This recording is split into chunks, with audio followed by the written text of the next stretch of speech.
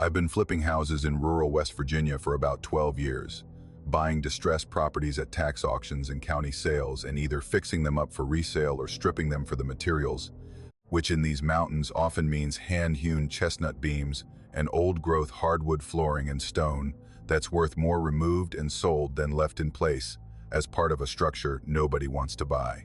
It's not glamorous work. Most of what I purchase is already past saving. Buildings that have been empty for years or decades, roofs collapsed under the weight of snow that nobody was there to shovel, floors rotted through where the plumbing failed, and the water had its way with the wood. I've walked into houses where trees were growing through the living room, where the second floor had fallen into the first, where the only occupants were raccoons and the particular breed of wasp that builds paper nests in the corners of rooms that haven't heard a human voice in 20 years. You develop a tolerance for decay in this line of work. You learn to see past the ruin to the bones beneath, assessing whether the foundation is sound, whether the framing can be salvaged, and whether the property has enough value in its materials or its location to justify the investment. You stop being surprised by what you find in abandoned houses, because after a dozen years, you've found everything: the collections and the hoards and the personal effects and the intimate detritus of lives that ended or moved on and left their physical evidence behind for strangers to sort through. Or I thought I'd found everything until the house in Braxton County. I bought the property in March of 2021 at a county tax auction. The listing was minimal, the way these listings always are: a parcel number, an acreage, a legal description that located the property on a county road about 8 miles from Sutton. The house had been seized for unpaid taxes after the owner, a man named Harold Pritt, died in 2003 without heirs or a will.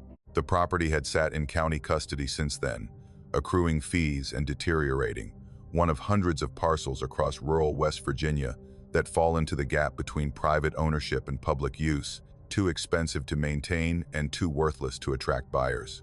I got it for $4,000, which was essentially the accumulated tax debt plus the auction fee. I drove out on a Saturday morning to assess the property.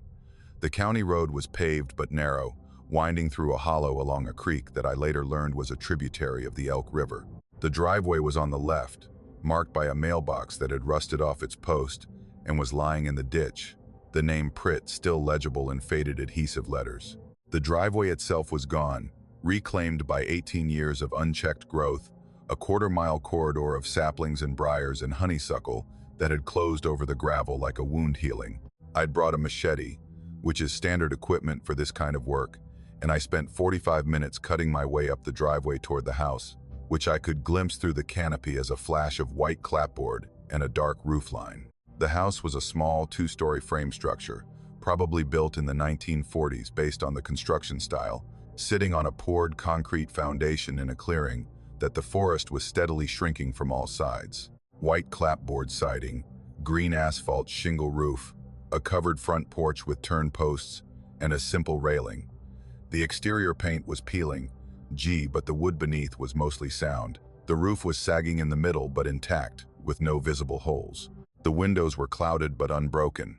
For a house that had been abandoned for at least 18 years longer, as I would soon discover, it was in remarkably good condition, the kind of preservation that happens when the construction is decent and the roof doesn't fail, and the house sits in a hollow where the temperature and humidity conspire to slow the decay that would destroy a lesser structure. I stepped onto the porch. The boards gave slightly but held. The front door was unlocked, which wasn't unusual. Rural houses in West Virginia often aren't locked even when they're occupied, and I pushed it open and stepped inside and stopped. The house was furnished, fully, completely furnished, every room equipped with the belongings of a person who was living there, not someone who was leaving or packing up or transitioning out, but someone who was in the middle of the daily business of life and had simply stopped. The living room held a couch, an armchair, and a television set, the old tube kind, with a TV guide on the arm of the chair open to a page of listings. A pair of slippers sat on the floor beside the chair, positioned the way slippers sit when someone has stepped out of them. A cup of something sat on the end table, the liquid long since evaporated to a dark ring at the bottom. I walked into the kitchen and felt the first real pulse of unease that would deepen over the next hour into something I still haven't fully processed.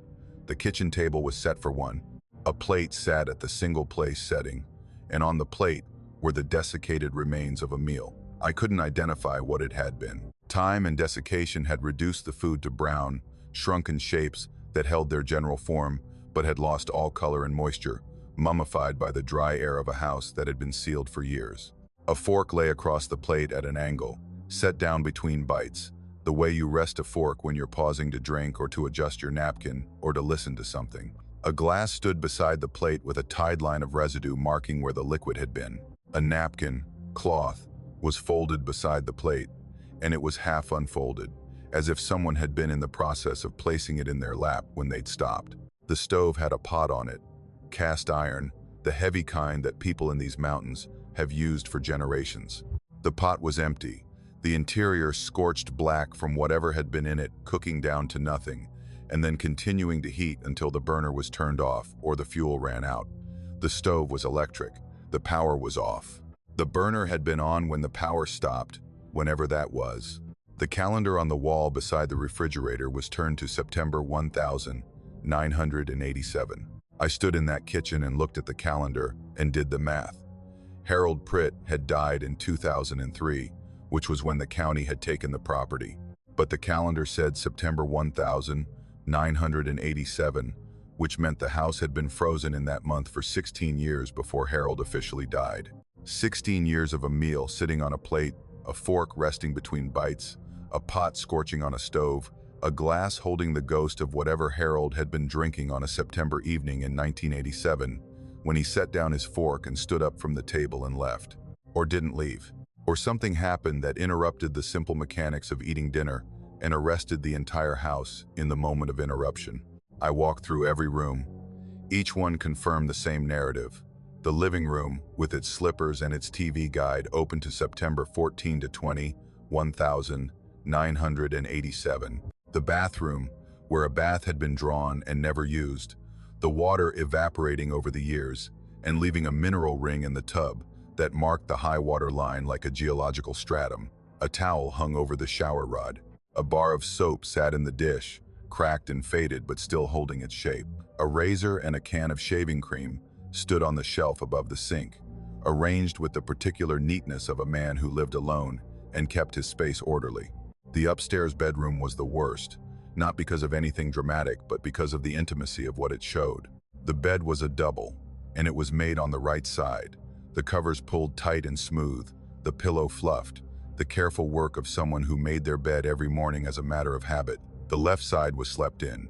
The sheets were pulled back at an angle, the pillow bore the impression of a head, and the bedding had the rumpled contour of a body that had been lying there and had gotten up. The nightstand on the slept-in side held reading glasses, a glass of water that had long since evaporated, and a paperback novel with a bookmark at page 143.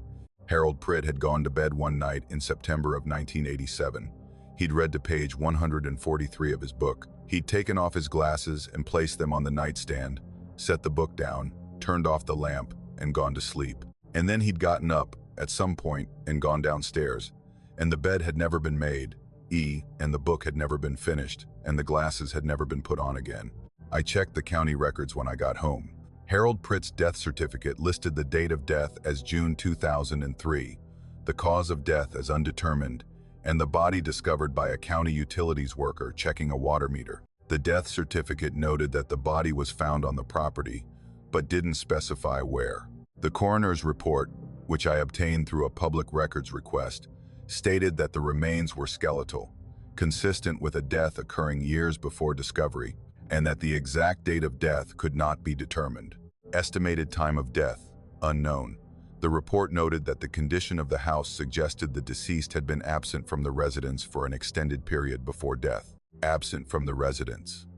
The house with the dinner on the table and the bath drawn and the bed slept in, and the calendar turned to September 1987. Harold had been absent from it for 16 years before his body was found on the property in 2003. He'd gotten up from his dinner and walked away from his life and lived somewhere on that property, or near it, or in the woods around it, for 16 years, without going back inside, without finishing his meal, without making his bed, without turning the page of his book. Where was he? For 16 years, where did he sleep? What did he eat? Where did he go when the winters came and the temperature dropped? and the hollow filled with snow. He was found on the property, which means he never left. He was within a quarter-mile of a house that held his dinner and his slippers and his reading glasses and everything else a person needs for a normal life. And for 16 years, he didn't go back inside. I've renovated the house. It's been gutted and rebuilt and sold to a couple from Charleston who use it as a weekend place. The kitchen has new cabinets and a new floor, and no memory of the meal that sat on its table for 34 years. The bedroom has new paint and new furniture, and the impression in the pillow is gone. But I kept the calendar, September 1987. It's in my office, on the wall, and I look at it sometimes and think about Harold Pritt getting up from his dinner on a September evening and walking out of his house and not coming back for 16 years, living somewhere in the hollow or the woods or wherever he went, close enough to come home and choosing not to, every day for 16 years, the house holding his place at the table, the fork resting between bites, the pot scorching on the stove, everything waiting for him to sit back down and finish his meal. And I wonder what he saw, what he heard, what happened between one bite and the next that made a man walk away from everything and spend 16 years in the woods rather than go back inside. What was in that house, on that September evening, that was worse than 16 years of whatever he endured outside it? I don't know. The house doesn't say. The calendar shows September, and the fork rests on the plate, and page 143 will never be turned. And whatever Harold Pritt was running from is either gone or patient, waiting in a renovated house with new cabinets and new paint for someone else to sit down at the table and start a meal they won't finish.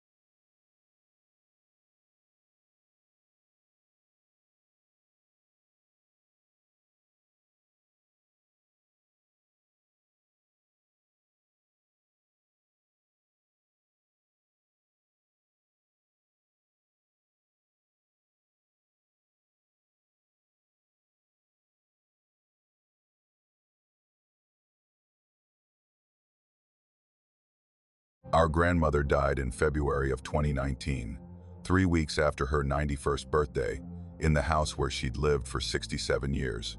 The house was in Letcher County, Kentucky, up a hollow off Route 7, a 4-room structure that my great-grandfather had built in the 1920s on a hillside above a creek that ran year-round except in the driest weeks of August. The construction was typical for the era and the region: rough sawn lumber on a stone foundation, a tin roof that had been replaced twice in the house's lifetime, a covered porch on the front, and a lean-to kitchen addition on the back that my grandfather had built in the 1950s when indoor plumbing arrived in the hollow. The house was small and plain and had never been anything more than what it was: a shelter for a family that lived close to the ground and didn't need much space to do it. Grandmother had lived alone in that house for 30 years after our grandfather died in 1989. She was the kind of woman that the mountains produced in her generation: tough and private and self-sufficient in ways that modern people find either admirable or concerning, depending on their perspective. She heated with wood, cooked on a propane stove, kept a garden that fed her through the summer, and a cellar of canned goods that fed her through the winter. She drove her truck to town once a week for what she couldn't grow or make. She went to church on Sunday. She didn't have a television until my sister bought her one in 2005, and I'm not sure she ever turned it on. She lived in that house the way a stone sits in a creek bed, settled and unmoved by the current of the world flowing around her. My sister Rachel and I were her only family by the time she died. Our mother, her daughter, had passed in 2011, and our father had left the picture long before that. We were the ones named in the will, which was simple: the house and the property to be divided equally between us, everything inside to be sorted and disposed of at our discretion. We drove down from Lexington on a Saturday in March, planning to spend the weekend going through the house, deciding what to keep, what to donate, and what to throw away. The house was exactly as she'd left it, which is to say it was exactly as it had been for as long as I could remember. Clean, orderly. The surfaces were wiped down, and the floors swept with the particular attention of a woman who believed that cleanliness was a form of respect for the life you'd been given. The dishes were washed and put away. The bed was made. The wood stove was cold but clean. The ash pan empty. The hearth swept. Grandmother had died in the hospital after a fall, not in the house, but the house showed no evidence of her absence. It looked like she'd stepped out to check the garden and would be back in a minute. We started in the living room and the kitchen, which were the easiest rooms, the public spaces where the belongings were functional rather than personal: furniture, dishes, cookware, linens. We boxed what was worth donating and bagged what wasn't, and worked our way through the house with the methodical efficiency of people who needed the activity to process the loss. By Saturday evening, we'd cleared the front rooms and moved to the bedrooms. There were two: grandmother's bedroom, which was the larger of the two and faced the front of the house, and the back bedroom, which had been our mother's room as a child and had served various purposes over the decades: a sewing room, a storage room, and in its later years, a room that grandmother kept closed and didn't seem to use for anything at all. The door was always shut when we visited. If we asked about it, she'd say it was full of things she hadn't gotten around to sorting, which was plausible enough that we never pressed. The back bedroom was small, maybe 10 by 12, with one window that looked out at the hillside behind the house. The walls were covered in wallpaper, a floral pattern that I recognized from my childhood: pink and yellow flowers on a cream background, the kind of wallpaper that was popular in the 1970s, and that grandmother had probably hung sometime in that decade. The paper was yellowed with age and peeling at the seams, the paste giving up after 50 years of holding. A single bed with a bare mattress sat against one wall, a dresser with empty drawers against another, a closet with a few wire hangers. The room had been stripped of personal items, cleaned, and closed. Its function as a living space ended at some point that we couldn't determine. Rachel decided to strip the wallpaper. She wanted to see the condition of the plaster beneath, wanted to know whether the walls were sound enough to justify renovating the house, or whether the structure was too far gone to save. She started in the corner by the window, working a putty knife under the edge of the wallpaper and peeling it back in long strips that came away from the wall with the dry, papery sound of old adhesive releasing. She got about 3 feet of wallpaper off the wall before she stopped and called my name. Not loudly, not with alarm, but with a tone that I recognized as the particular frequency of someone who has seen something they need another person to confirm. Who needs a witness before they trust what their own eyes are telling them? I walked into the room and looked at the exposed plaster where Rachel had stripped the wallpaper, and I understood why she'd called me. The wall was covered in writing. Not pencil, not pen, not marker, paint. Small, dense handwriting painted directly onto the plaster surface with what appeared to be house paint applied with a very fine brush, the kind of detail brush you'd use for trim work or for painting letters on a mailbox.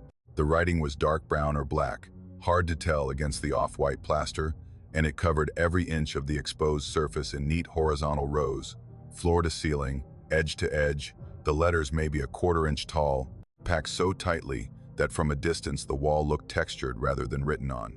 I moved closer and tried to read it. The handwriting was consistent and deliberate, each letter formed with care, but the size made it difficult to decipher without magnification. I pulled out my phone and used the camera to zoom in on a section at eye level, and what I saw were names. Human names, first and last, written one after another with small spaces between them. Hundreds of names filling the wall in rows that ran from left to right and top to bottom like lines in a book. Rachel kept stripping wallpaper. The names continued. Every inch of plaster that the wallpaper had covered was painted with names. The same small, L-dense handwriting, the same dark paint, the same meticulous rows. We stripped all 4 walls. Same thing. We looked at the ceiling. Same thing. The names painted in rows across the plaster above our heads, the painter presumably standing on a chair or a ladder to reach the furthest points, covering every surface with the same obsessive thoroughness. We counted. Rachel started at one wall, and I started at another, and we counted names for over an hour, working section by section, keeping tallies on our phones. We reached 2,000 and stopped, not because the names had ended, but because we had, the scale of what we were looking at exceeding our ability to process it methodically. There were more than 2,000 names painted on the walls and ceiling of that back bedroom, each one written individually, each one legible under magnification, each one a person's name, a first name and a surname, sometimes with a middle initial. Some of the names I recognized: Combs, Caudle, Adams, Baker, the old families of Letcher County whose names appear on mailboxes and gravestones and in the county records that go back to the original land grants. I found names that matched headstones in the cemetery at the church, where my grandmother had worshipped for 60 years. I found names that appeared in census records from the 1800s, people who had lived and died in this hollow, and the surrounding hollows generations before our grandmother was born. And I found names I couldn't trace at all. Names that appeared in no record I could find, no census, no cemetery, no church register, no county document. Names that belonged to people who either left no trace of their existence or who existed in a form that public records don't capture. Some of them felt old, the kind of names that were common in Appalachia in the 18th and 19th centuries, names that had fallen out of use by the time anyone was keeping systematic records of who lived in these hollows. The handwriting was consistent throughout, the same hand on every wall and the ceiling. One person had done this, sitting or standing in this room, painting names in rows with a fine brush, working with the focused patience of someone performing a task that was important enough to justify what must have been weeks or months of labor. The paint was the same color and consistency on every surface, suggesting it had been done in a single campaign rather than over time. Grandmother had hung wallpaper over it, deliberately, carefully, the way she did everything, with the precision and thoroughness that she applied to every task in her life. She had covered the names with pink and yellow flowers and closed the door and lived in the house for the remaining decades of her life, without mentioning to anyone that the back bedroom was a manuscript, that its walls held the names of over 2,000 people painted in a handwriting that I couldn't identify as hers or my grandfather's or anyone else's. I asked the few people in the hollow who'd known our grandmother well enough to visit her house. None of them had ever been in the back bedroom. None of them knew about the writing. The woman at the church, who'd been grandmother's closest friend for 40 years, told me that grandmother had never mentioned the room and that she'd always assumed it was storage, the way grandmother described it. I checked the handwriting against samples of grandmother's writing, her letters, her grocery lists, and the annotations in her Bible. It didn't match. The wall writing was smaller, more precise, more consistent than grandmother's script, which was the practical, slightly uneven hand of a woman who wrote as a tool rather than an art. Whoever painted those names was a different person, someone with a steadier hand and a different relationship with the act of writing. My great-grandfather built the house in the 1920s. The wallpaper was hung in the 1970s. Somewhere in that 50-year window, someone sat in the back bedroom and painted over 2,000 names on the walls and ceiling. My grandmother knew about it, and she covered it with wallpaper, and she closed the door, and she never spoke of it. I don't know who wrote the names. I don't know why. I don't know whether the names represent the living or the dead or some category that encompasses both. I don't know whether the act of writing them was memorial, inventory, or warning, or something else entirely. Some function that I can't guess at because it belongs to a tradition or a compulsion that I have no framework for understanding. We sold the house. The new owners gutted it, and the plaster walls with their 2,000 names were torn out and hauled to the county dump and buried under the accumulating weight of everything else that Letcher County discards. But I photographed every wall before it was destroyed. Every name, captured in high resolution on my phone, is stored on a hard drive in my apartment in Lexington. 2,000 and some names, painted in neat rows by a hand that wasn't my grandmother's, on walls that she chose to cover rather than explain. Sometimes I scroll through the photographs and read the names and wonder who they were. And sometimes, late at night, I find a new name that I haven't checked before, and I search for it in the records and find nothing. No trace of a person by that name in any database or archive, and I wonder if the name hasn't been recorded yet. If the list on those walls wasn't a record of the past, but a catalog of the future, written by someone who could see what was coming, who sat in a small room in a house in a hollow in eastern Kentucky and painted the names of everyone who would live and die in these mountains, one after another, in neat rows, with the patience of someone who had a very long list and all the time in the world. And I wonder if my name is on those walls, and my sister's, and the names of the people who bought the house and the workers who tore out the plaster and everyone else who passed through that hollow and that house and that room where the names were written and covered and forgotten. I don't look anymore. I close the folder on my hard drive and I don't open it because looking at those names started to feel less like research and more like reading something I wasn't supposed to read. A document that was covered for a reason by a woman who understood that some things are meant to be hidden and that wallpaper, like silence, is a form of protection. And grandmother kept the door closed. For 30 years, she kept the door closed and the wallpaper up and the names hidden, and she never told anyone what was behind the flowers. I think she was right. I think some walls should stay covered, and I think the names on those walls are still being written somewhere by someone in a room that I'll never find and wouldn't enter if I could.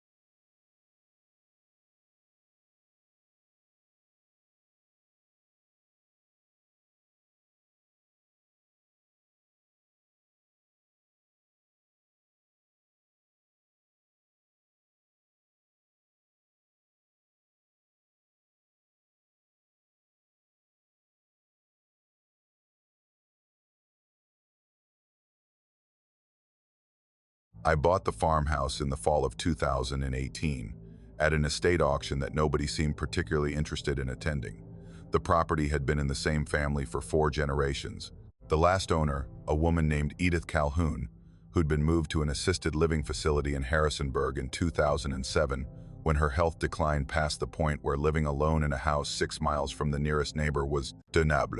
She died there in 2015, and the estate had spent 3 years working through the legal mechanics of selling a property that nobody in the family wanted, and that the rural real estate market in the Shenandoah Valley didn't particularly need. By the time it went to auction, it had been vacant for 11 years, and the starting bid reflected the market's indifference.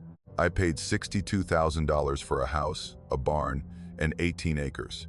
The house was a stone and timber structure dating to the 1850s, pre-Civil War, built by people who understood that the valley's winters required walls thick enough to hold heat, and summers required rooms tall enough to let it rise. The walls were limestone, 2 feet thick at the base, tapering to 18 inches at the second floor. The framing was hand-hewn chestnut, the beams showing the broad axe marks of a craftsman who had shaped each timber by hand from trees that had been growing when the Revolution was fought. The roof was standing seam tin, replaced sometime in the 1960s based on the fasteners, and it had held. The house was sound. Not comfortable, not livable in its current state, but sound in the way that stone and chestnut are sound, the materials outlasting the people who shaped them by centuries. I moved in while doing the renovation, which is the only way I could afford the work. I'm a carpenter by trade, which meant I could do most of the labor myself, and living in the house while I did it saved me the cost of renting somewhere else. I set up in the 2 upstairs bedrooms, which were in better condition than the ground floor, the plaster intact and the floors solid. I ran an extension cord from the temporary electrical panel to power a few lamps and a space heater, and I used a camp stove and a mini fridge in the upstairs hallway for cooking. The ground floor was the project zone, and I worked through it room by room, starting with the parlor and the dining room, rewiring, replumbing, replacing plaster, and refinishing floors. The kitchen was the last room on my list, partly because it needed the most work, and partly because it was the most intact. Where the other ground floor rooms had been stripped of their original features by various modernization attempts over the decades, the kitchen had been left largely alone. It was big, maybe 20 by 16, with a massive stone fireplace on the north wall that had originally been the cooking hearth, a cast-iron wood stove from the early 1900s that sat in front of the fireplace on a stone pad, open shelving along the east wall, a dry sink that had been retrofitted with plumbing sometime in the 1950s, and a plank table in the center of the room with 6 mismatched chairs around it. The floor was wide plank, probably original, worn into shallow valleys along the paths between the stove, table, and sink, the wood polished by 170 years of feet following the same routes through the room. I left the kitchen untouched for my first 3 months in the house. I didn't cook in it, didn't store food in it, didn't use it for anything except as a corridor between the back door and the rest of the house. I kept the cabinet doors closed, the drawers shut, the chairs pushed in, the wood stove damper sealed, the room in the neutral state of a space that was waiting for renovation. The first change I noticed was the cabinet door. I came downstairs on a November morning, maybe 3 weeks after I'd moved in, and the cabinet above the dry sink was open. Not fallen open, not swung open by gravity or a faulty latch. Open, pulled open the way you open a cabinet when you're reaching for something on the shelf inside. The door at about a 45-degree angle, stable, held there by the friction of hinges that were old but functional. I closed it. I checked the latch, which was a simple turn catch that worked fine. I turned the catch and went about my day, and didn't think about it further, because a single open cabinet in an old house has 100 explanations, and none of them require anything more sinister than wood movement or a defective latch or the simple mechanical reality of old hardware in changing temperatures. The next morning the cabinet was open again. Same door, same angle, and the drawer beside the sink was pulled out about 2 inches. I closed both and checked both latches and went to work in the parlor. The following morning, the cabinet was open, the drawer was out, and the damper on the wood stove had been adjusted from closed to half open. I hadn't touched the wood stove. I hadn't been in the kitchen the previous evening, except to walk through to the back door. I started paying attention. Each morning, I'd come downstairs and survey the kitchen and note what had changed. The changes were consistent and specific. The cabinet above the sink was always open. The drawer beside the sink was always pulled out 2 inches. The wood stove damper was always adjusted, and 2 of the chairs at the table, the ones at the head and at the right-hand side, were always pulled out from the table at angles that suggested occupancy, as if 2 people had been sitting there and had pushed their chairs back when they stood up. Always the same 2 chairs, always the same angles. I tried locking the changes down. I wired the cabinet shut with a twist tie. In the morning, the twist tie was untwisted, and the cabinet was open. I turned the chairs upside down on the table, the way restaurants do at closing.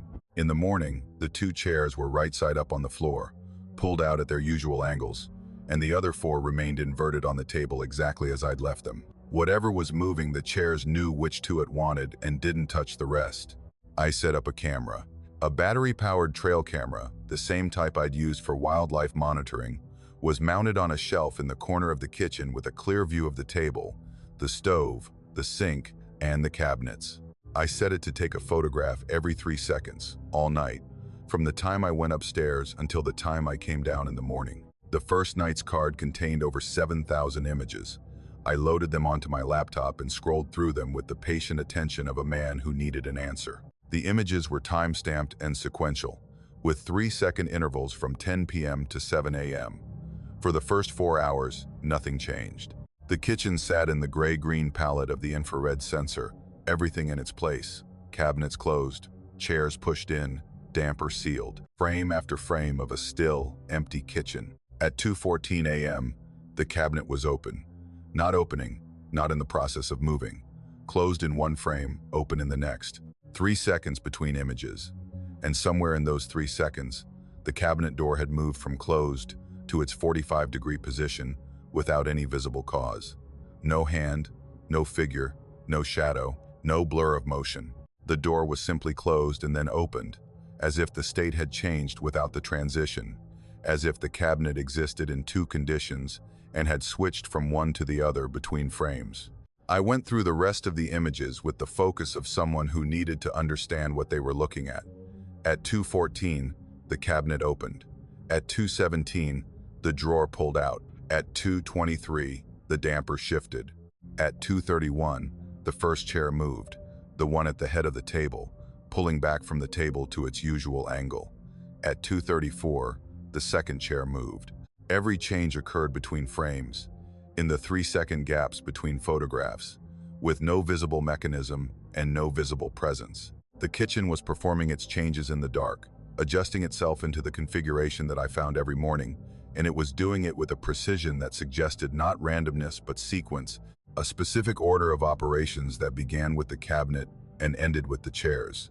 The same order every night, the routine of a person entering a kitchen and opening a cabinet and pulling out a drawer and adjusting a stove and sitting down at a table. I increased the camera's capture rate, 1 frame per second. The changes still occurred between frames. I tried the video, continuous recording, 30 frames per second. The video showed the same thing the photographs showed, an empty kitchen in which objects changed position between frames with no visible cause, no transitional state, no motion, closed to open, in to out, sealed to adjusted. The changes happened in the gaps between what the camera could capture, in intervals too short for 30 frames per second to catch, which meant they were occurring in less than 1/30th of a second, faster than the eye could see, faster than any physical object should be able to move without producing blur or sound or vibration. I lived with it. That's the part people don't understand when I tell this story, which I've done maybe 4 times, carefully, to people I trust. They ask why I didn't leave. The answer is simple. It wasn't threatening. Nothing about the kitchen's nightly routine suggested hostility or danger or even awareness of my presence. The changes were domestic, mundane. The same cabinet that a cook would open to reach for flour or salt. The same drawer that held utensils. The same damper adjustment that you'd make when starting a fire in the stove. The same chairs where a husband and wife might sit for a quiet cup of coffee before the rest of the household woke. Whatever was using my kitchen at night was performing the routines of daily life, the repetitive actions that become so embedded in a person's identity that they continue beyond the boundary that normally ends all routines. I renovated the kitchen in the spring. I replaced the cabinets, the counters, and the sink. I removed the wood stove and sealed the fireplace. I refinished the floor, painted the walls, and installed new lighting. I kept the table, because it was original to the house and beautiful, but I replaced the chairs with new ones from a furniture store in Staunton. The cabinet opening stopped. The drawer pulling stopped. The damper adjustment stopped, obviously, because the wood stove was gone. But the chairs still move. Every morning, two of the new chairs, the ones in the same positions at the table, head and right side, are pulled out at angles that I've stopped trying to prevent. Whatever was used in that kitchen learned where the new chairs are. Whatever sat at that table for 170 years of mornings is still sitting there, adjusting to the new furniture the way it adjusted to every change the house has undergone since the 1850s, pulling up a chair and taking a seat at a table that has been the center of this kitchen since before the Civil War. I eat breakfast at that table every morning. I sit in the chair on the left side, the one that never moves, and across from me, at the head of the table, a chair is pulled out at an angle, and beside it, at the right side, another chair is pulled out, and I eat my eggs and drink my coffee in the company of two people I've never seen and will never see, who use this kitchen the way they've always used it, in the hours before dawn, in the gaps between what cameras can capture, performing the rituals of a household that ended decades ago, and that continues every night in a kitchen that remembers its purpose, even when the people who gave it that purpose are gone. I don't fight it anymore. I leave the two chairs pulled out when I go to bed, the way you'd set a place at the table for someone you're expecting. It feels like the right thing to do. It feels like the least I can do for the people who built this kitchen and cooked in it, and sat at this table and wore the valleys in the floor, and hung the cabinets and built the stove and lived here long enough that the house absorbed their routines and performs them still, every night.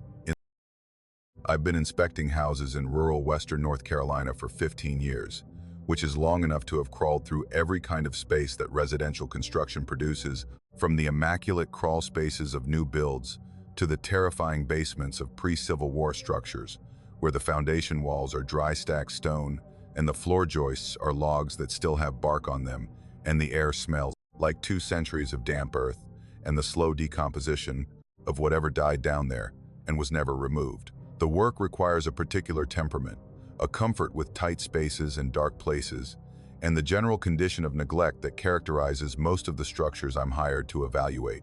I've found dead animals in walls. I've found live snakes in attics. I've found collections of things that people hid in their houses and forgot about or chose not to retrieve. Bottles and boxes, and once a leather satchel full of Confederate currency that had been tucked between the joists of a farmhouse that had been standing since 1858. Nothing surprises me anymore in terms of what a house can contain, or that's what I believed until the house in Madison County. The property was a large frame structure on 12 acres at the end of a dirt road outside Mars Hill, built in the 1890s by a family whose name I recognize from the local history books, one of the old mountain families that had been in Madison County since before the Civil War. The house was 5 bedrooms, 2 stories, with a wraparound porch and a standing seam metal roof, and the generous proportions that wealthy mountain families built with in that era, high ceilings and wide hallways, and rooms large enough to hold the furniture of people who had things. It had been vacant for 18 months following the death of the last owner, a woman in her 90s whose family had put the property up for sale through an estate attorney in Asheville. The attorney met me at the property on a Tuesday morning in September with a ring of keys and a folder of documents, and the particular efficiency of someone who was managing one of many properties and didn't have time for small talk. He walked me through the house quickly, pointing out the features that the listing highlighted and the issues that the seller's disclosure required him to mention. The house was in decent condition for its age, the structure sound, the roof tight, and the systems outdated but functional, standard inspection territory. As we were finishing the walkthrough on the second floor, he mentioned, almost as an aside, that one of the bedrooms couldn't be opened. It was at the end of the upstairs hallway, the last door on the left, and he'd tried every key on the ring without success. The family had confirmed that the room had been locked for as long as anyone could remember. The deceased owner's daughter, who was in her 70s, said she'd never been inside it. Her mother had told her it was locked when she was a child, and it was still locked when her mother died. At least 40 years, possibly much longer. I walked to the door and examined it. It was solid oak, original to the house, hung on heavy iron hinges, with a mortise lock set into the edge of the door at about waist height. The lock was a standard Victorian-era mortise with a keyhole that accepted a skeleton key, the kind you can usually open with a set of picks or a universal key if the original is lost. I tried my set of skeleton keys, which I carry for exactly this kind of situation in old houses. None of them worked. The lock was engaged, and it wasn't a matter of finding the right key shape. The bolt was thrown fully into the strike plate, solid, immovable. I knelt and looked through the keyhole. Nothing. The room beyond was dark, the keyhole showing only a small circle of blackness that gave no information about what the room contained. I pressed my ear to the door and listened. Nothing. The stillness of a closed room, the particular dead silence of a space that has been sealed and is holding its air. I noted it in my report as an inaccessible area, which is the professional designation for any space that I can't enter and therefore can't evaluate. It's not uncommon in old houses. Locked rooms, sealed crawl spaces, and attic areas blocked by insulation or structural modifications. You note it, you document the limitation, you move on. The buyers will deal with it on their end.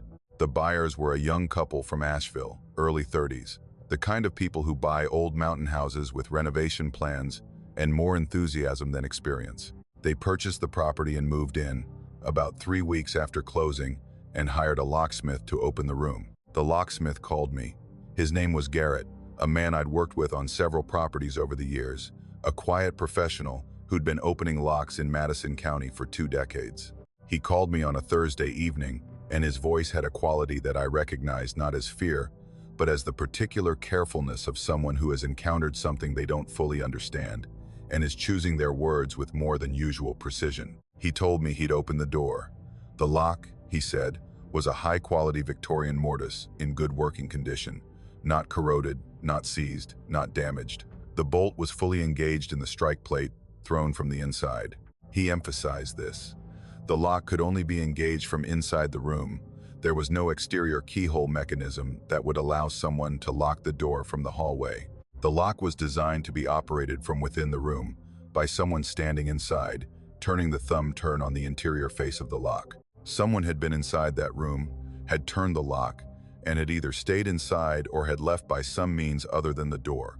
He said the room contained children's furniture, 2 small beds, the kind made for children between the ages of maybe 4 and 8, a child-sized dresser with small drawers, a rocking horse, painted, the paint faded, but the horse is intact, a small bookshelf holding maybe 2 dozen books, children's books, the spines showing titles that I later identified as being from the early 1900s. The furniture was arranged with the careful organization of a room that was actively used. The beds against opposite walls, the dresser between them, the rocking horse near the window, the bookshelf within reach of either bed. The beds were made. This is the detail that Garrett emphasized, and that I've spent more time thinking about than any other single fact in my 15 years of inspecting houses. The beds were made with sheets and quilts and pillows, the linens tucked and smoothed with the particular neatness that suggests an adult's hand, a mother or a grandmother making beds for children who would unmake them by morning. The quilts were handmade, the patterns consistent with early 20th century Appalachian quilting traditions. The fabric was faded but intact. The room was clean, not dusty but presentable clean, the way a room gets when it's been closed for a while, and the air has been still. Clean. The surfaces of the dresser, the bookshelf, and the windowsill showed no dust accumulation.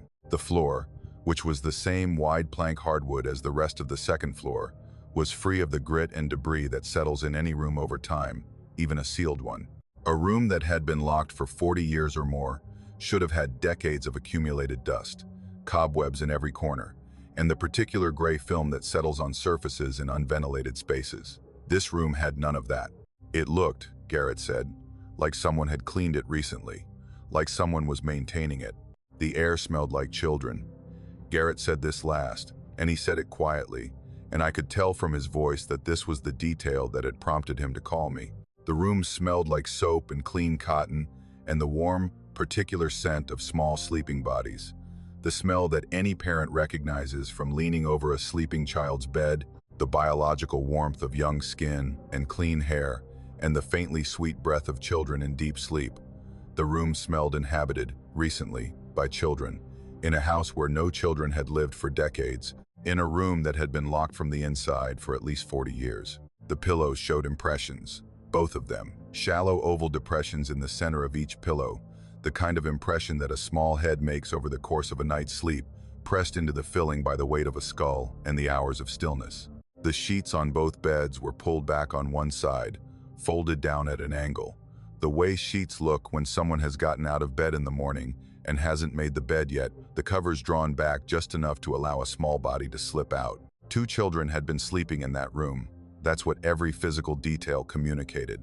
The impressions in the pillows and the pulled back sheets, and the smell of soap and warm skin, and the cleanliness of the surfaces, and the made beds, and the careful arrangement of a room that was set up for occupancy, and showed every sign of being occupied. I went to the house.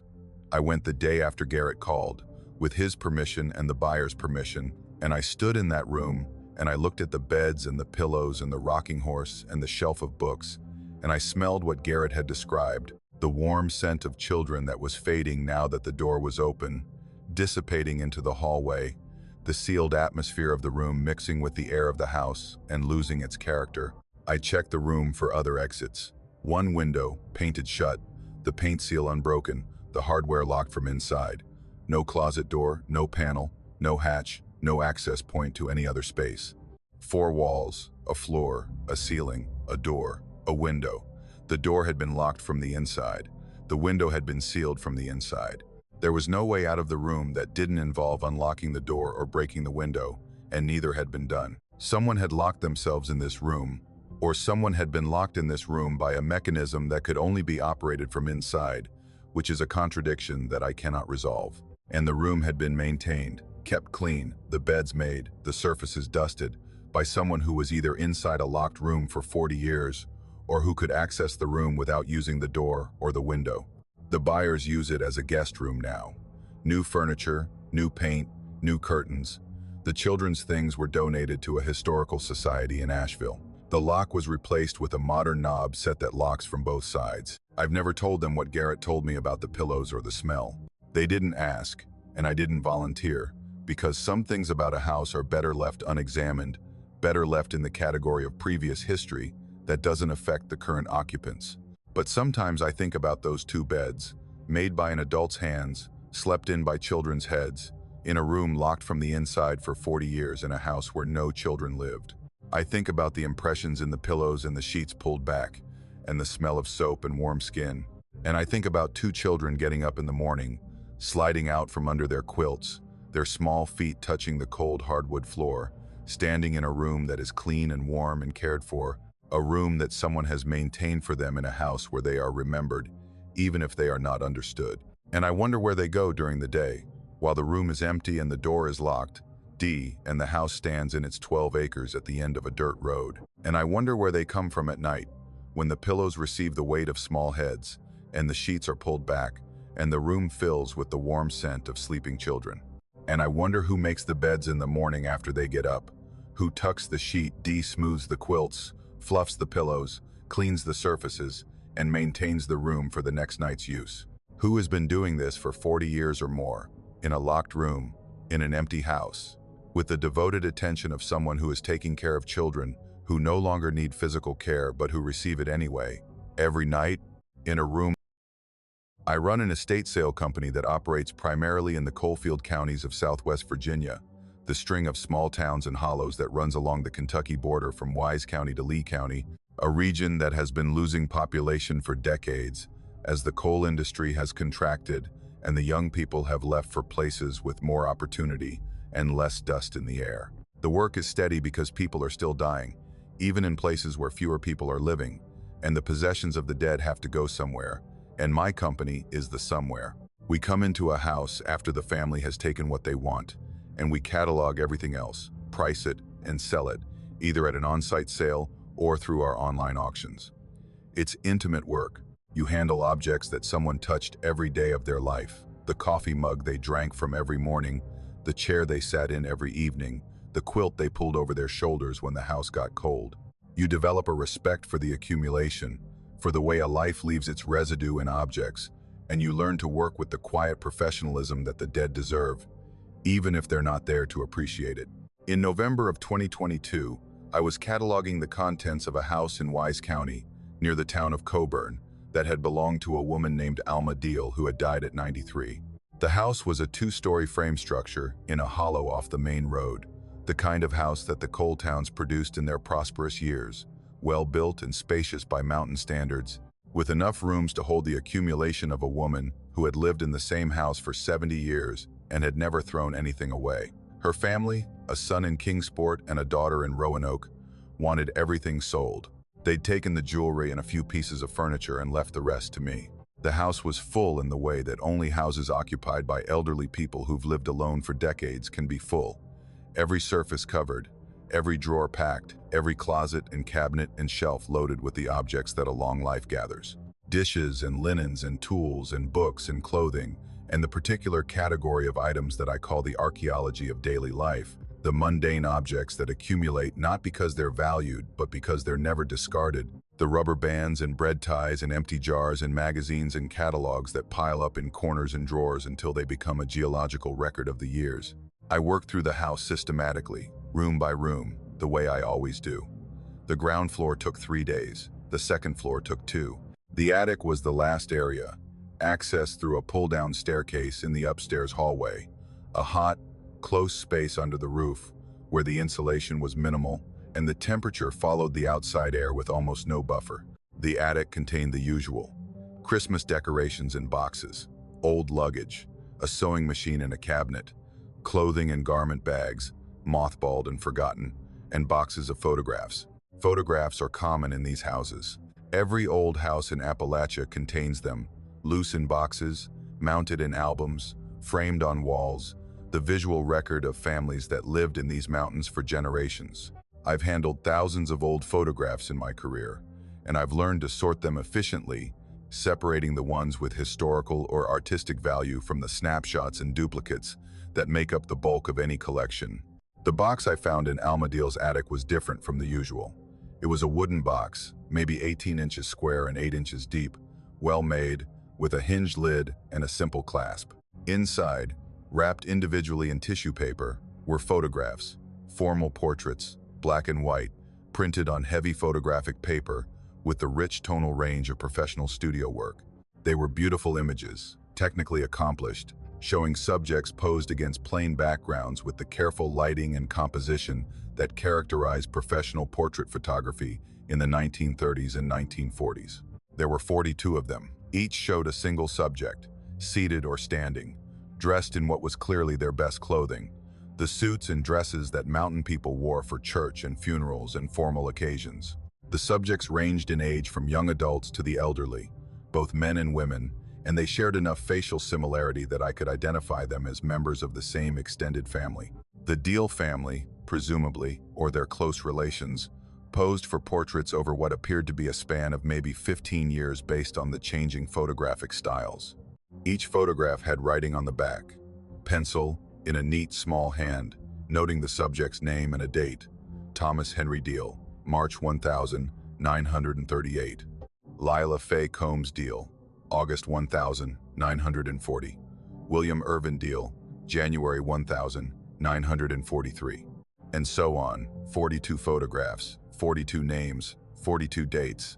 I noted the names and dates in my catalog and continued working. It wasn't until that evening, when I was cross-referencing the estate inventory with the family records the attorney had provided, that I noticed the discrepancy.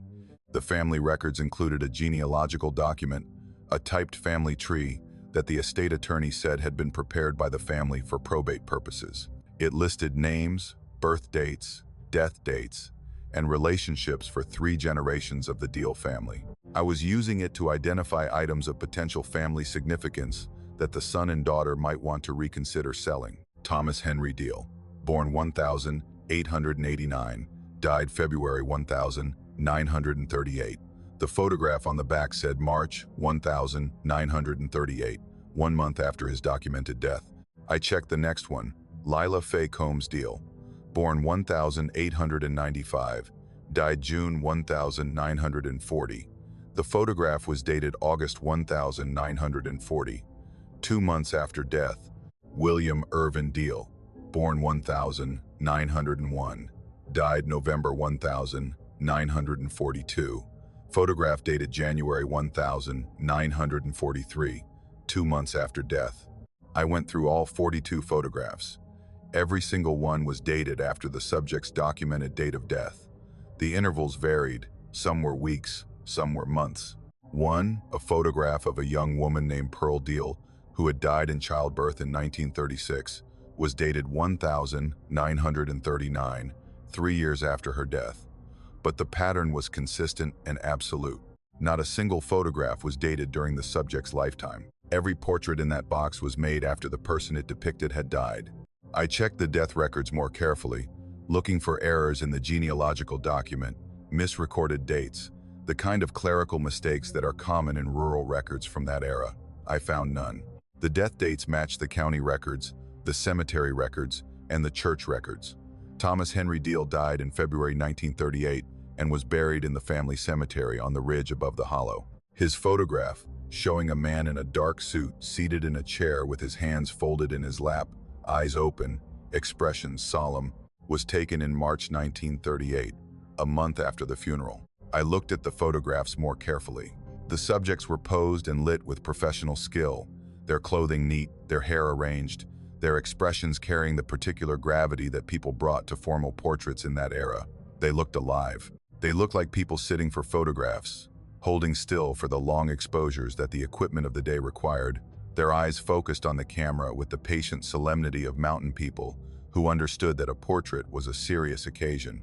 But there were details that I noticed only on close inspection, details that I might have overlooked if I hadn't known the dates, if I hadn't been looking with the particular attention that the impossible demands. The hands of some subjects were arranged with a stiffness that went beyond the formal posing of the era into something more rigid, more fixed, the fingers positioned rather than resting. The clothing on several subjects showed the particular neatness of garments that had been placed on a body rather than worn by one, lapels lying flat with an evenness that a living body's breathing would disturb. The eyes, in some photographs, had a reflective quality that was subtly different from the eyes of the living subjects in other photographs I'd handled from the same era, a flatness, a stillness, an absence of the slight moisture that living eyes maintain. I didn't pursue it further. I cataloged the photographs, listed them in the estate sale inventory as a collection of vintage family portraits, and they sold as a lot to a dealer in antique photography from Abingdon, who was interested in the quality of the printing and the period styling. I didn't tell her about the dates. I didn't tell her what I suspected about the subjects. I did some research afterward, quietly, on my own time. Portrait photography of the deceased was a documented practice in the Victorian and early Edwardian eras, a tradition called post-mortem photography that was common enough to be considered normal rather than macabre. Families would pose their dead for photographs, sometimes in coffins but often seated in chairs or propped in beds, dressed in their best clothes, eyes sometimes open, sometimes closed, photographed as a memorial, a last image to preserve the likeness of someone who would never be photographed again. But post-mortem photography had largely died out by the 1920s. The photographs in Alma Deal's attic dated from the 1930s and 1940s, decades after the practice had fallen from common use. And these weren't the crude, obviously staged images of early post-mortem photography. These were technically excellent studio portraits, professionally lit, carefully composed, showing subjects who appeared, at first glance, to be living people posing for a photographer. Someone in the Deal family, or someone connected to the family, had been photographing the dead for at least 15 years, posing them in chairs, dressing them in their best clothes, arranging their hands and their hair and their expressions, and capturing their images with a skill that made the dead look alive. And Alma Deal had kept these photographs in a wooden box in her attic for the rest of her long life, wrapped individually in tissue paper, handled with the care of objects that were precious and private and not meant for anyone else to see. I think about the photographer. Someone had to be behind the camera, someone with technical skill and artistic ability, and the willingness to spend time alone with the dead, posing them, adjusting the light, composing the image, working with the quiet patience that good photography requires. Someone who didn't flinch at handling bodies that had been dead for weeks or months. Someone who treated the work as something between art and duty, a service performed for the family or for the dead themselves, A final portrait to add to the collection that Alma would keep wrapped in tissue in a box in her attic. And I think about the dates, the intervals between death and photograph. Weeks, months, once every 3 years. Where were these people in the interim? Were they preserved somehow, kept in a state that allowed them to be posed and photographed months after burial? Were they exhumed? Were they photographed in the funeral home before burial? And the dates on the backs of the photographs represent something other than the date the image was made. Or is the simplest explanation the most disturbing one? That someone photographed these people on the dates written on the backs of the photographs, weeks and months and years after they had died and been buried, and that the photographs show exactly what they appear to show, which is dead people sitting in chairs in a studio, dressed in their best clothes, eyes open, hands folded, looking for all the world like they're alive. I don't know. I sold the photographs, and I closed the estate, and I moved on to the next house and the next collection of objects left behind by the dead. But sometimes at night, when I'm alone in a house that I'm cataloging, surrounded by the possessions of someone who lived and died and left everything behind, I think about the box in the attic and the 42 portraits and the pencil dates on the backs that said these people were photographed after they'd stopped breathing. And I wonder who's taking the photographs now. Whether the tradition continued, whether someone in these mountains is still doing this work, posing the dead in chairs and adjusting the lighting and pressing the shutter and creating portraits of people who... My husband David and I bought the house in the summer of 2019 because we'd been looking for a project, a place in the mountains that we could renovate together, a house old enough to have character and cheap enough that the renovation budget wouldn't bankrupt us. We found it in Gilmer County, Georgia, about 10 miles from Appalachia, at the end of a gravel road that climbed through second-growth hardwood forest to a small clearing where the house sat with the patient, slightly exhausted look of a structure that had been standing for over a century and wasn't sure how much longer it would bother. The house was a 2-story frame structure, the kind of mountain farmhouse that was common in North Georgia in the late 1800s, built on a stone foundation that was older than the framing above it. The stones fitted without mortar in the dry stack tradition that the early settlers brought from the British Isles and adapted to the materials available in the southern Appalachians. The house had been renovated multiple times, each generation leaving its mark. The original single-pen cabin expanded into a dog trot and then enclosed, and then expanded again with additions that reflected the changing needs and tastes of the families that occupied it. The result was a house that contradicted itself architecturally. Doorways that didn't align with hallways, floor levels that changed between rooms, windows that opened onto walls that had been built after the windows were installed. The kind of house that old house enthusiasts call charming and that building inspectors call a nightmare. We loved it. The stone foundation was sound, the framing was mostly chestnut and oak, and the price was right. We moved in with plans to renovate room by room over the course of 2 or 3 years, living in the spaces we'd completed while working on the ones we hadn't. The basement was the first area I tackled, because a dry basement is the foundation of any renovation, and this one wasn't dry. The basement was accessed through a door in the kitchen, a narrow plank door that opened onto a staircase, descending into the original foundation space.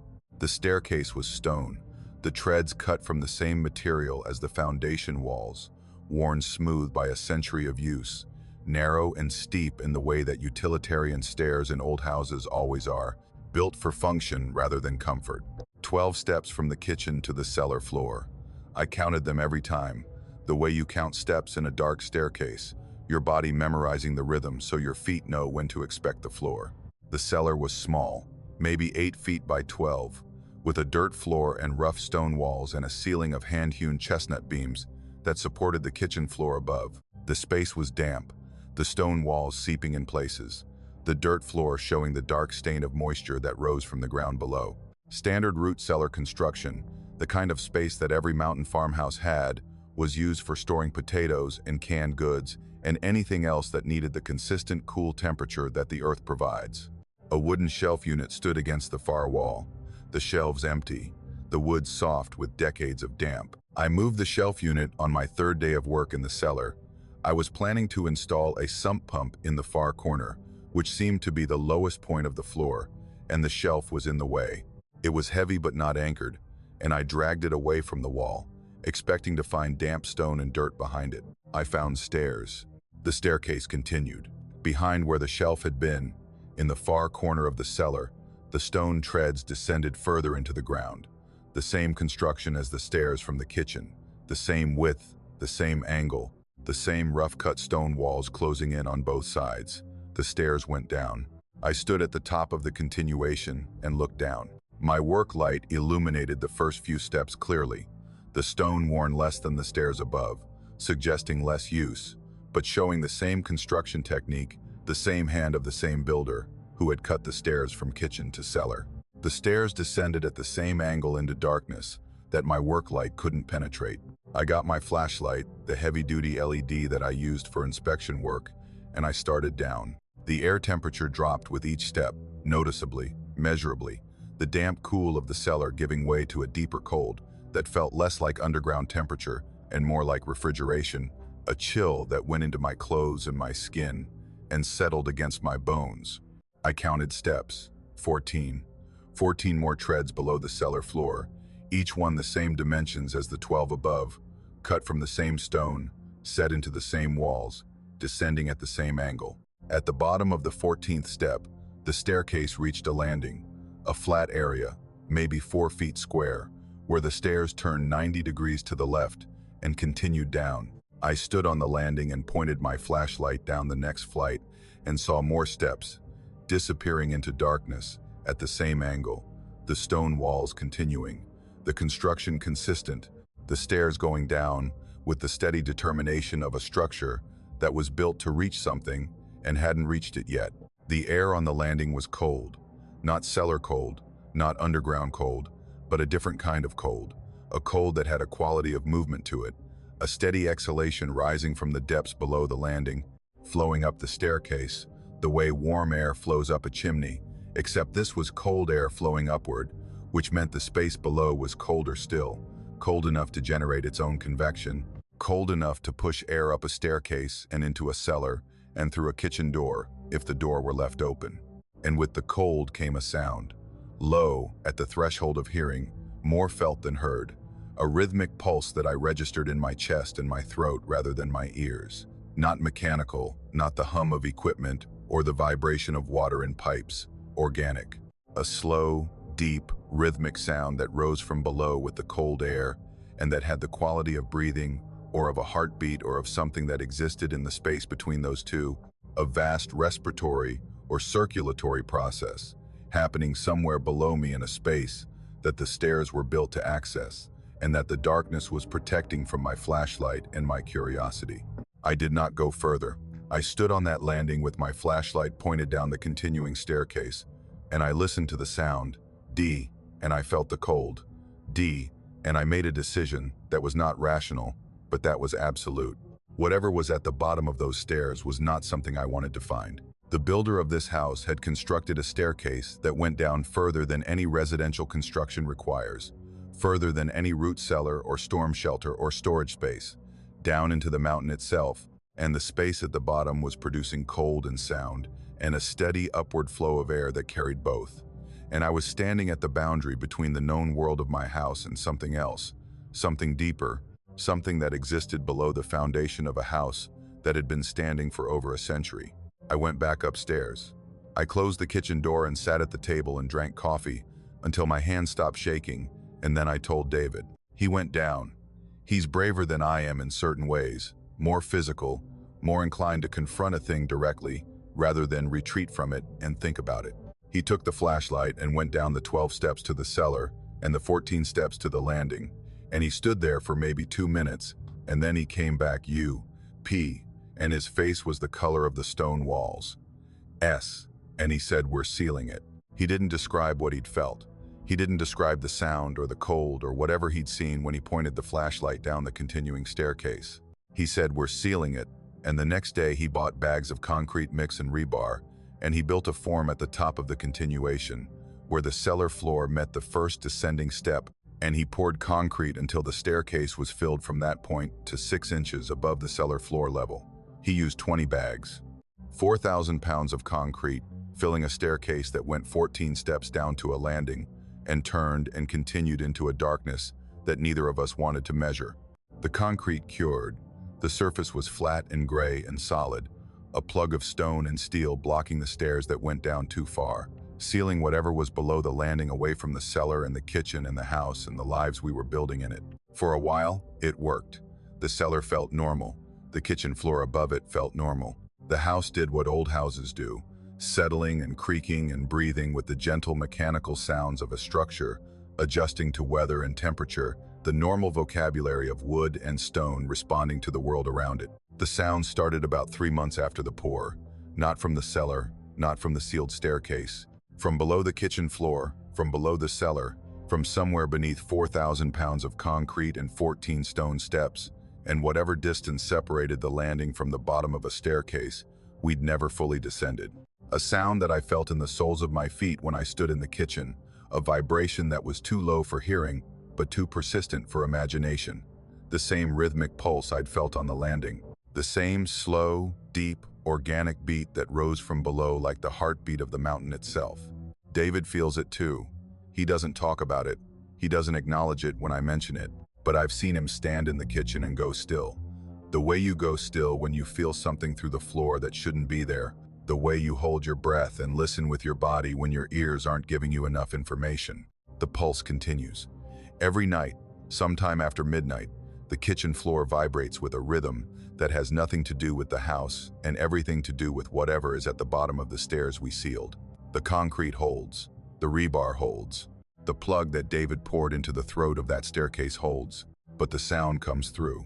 Concrete transmits vibration with almost perfect fidelity, and whatever is producing the pulse below our house is producing it with enough force to travel through 14 steps of stone and 4,000 pounds of cured concrete and a cellar floor and a layer of chestnut beams and a kitchen floor, and the soles of my shoes when I stand at the sink washing dishes at midnight. I've stood in the kitchen in the dark and felt the rhythm in my feet and tried to count the beats. Slow, maybe 6 per minute, the same rate I felt on the landing, the same deep organic pulse that suggested something vast and alive and patient, something that existed below the house in a space that the original builder had known about and had constructed stairs to reach, and that we had sealed without understanding what we were sealing away from or what we were sealing in. The stairs go down further than they should. That's the simplest way to say it. 12 steps to the cellar, 14 to the landing, and then more, continuing into the mountain, going somewhere that the builder of this house knew about, and that we chose not to visit, and that we sealed with concrete and rebar, in the hope that 4,000 pounds of stone would be enough. Some nights, standing in the kitchen, feeling the pulse through the floor, I wonder if the concrete is a barrier or just a delay. I wonder if whatever is at the bottom of those stairs was being accessed for a reason, if the builder cut those steps because the thing below needed tending, needed visiting, needed the periodic attention of someone who would descend into the cold and the dark and the sound and do whatever was required.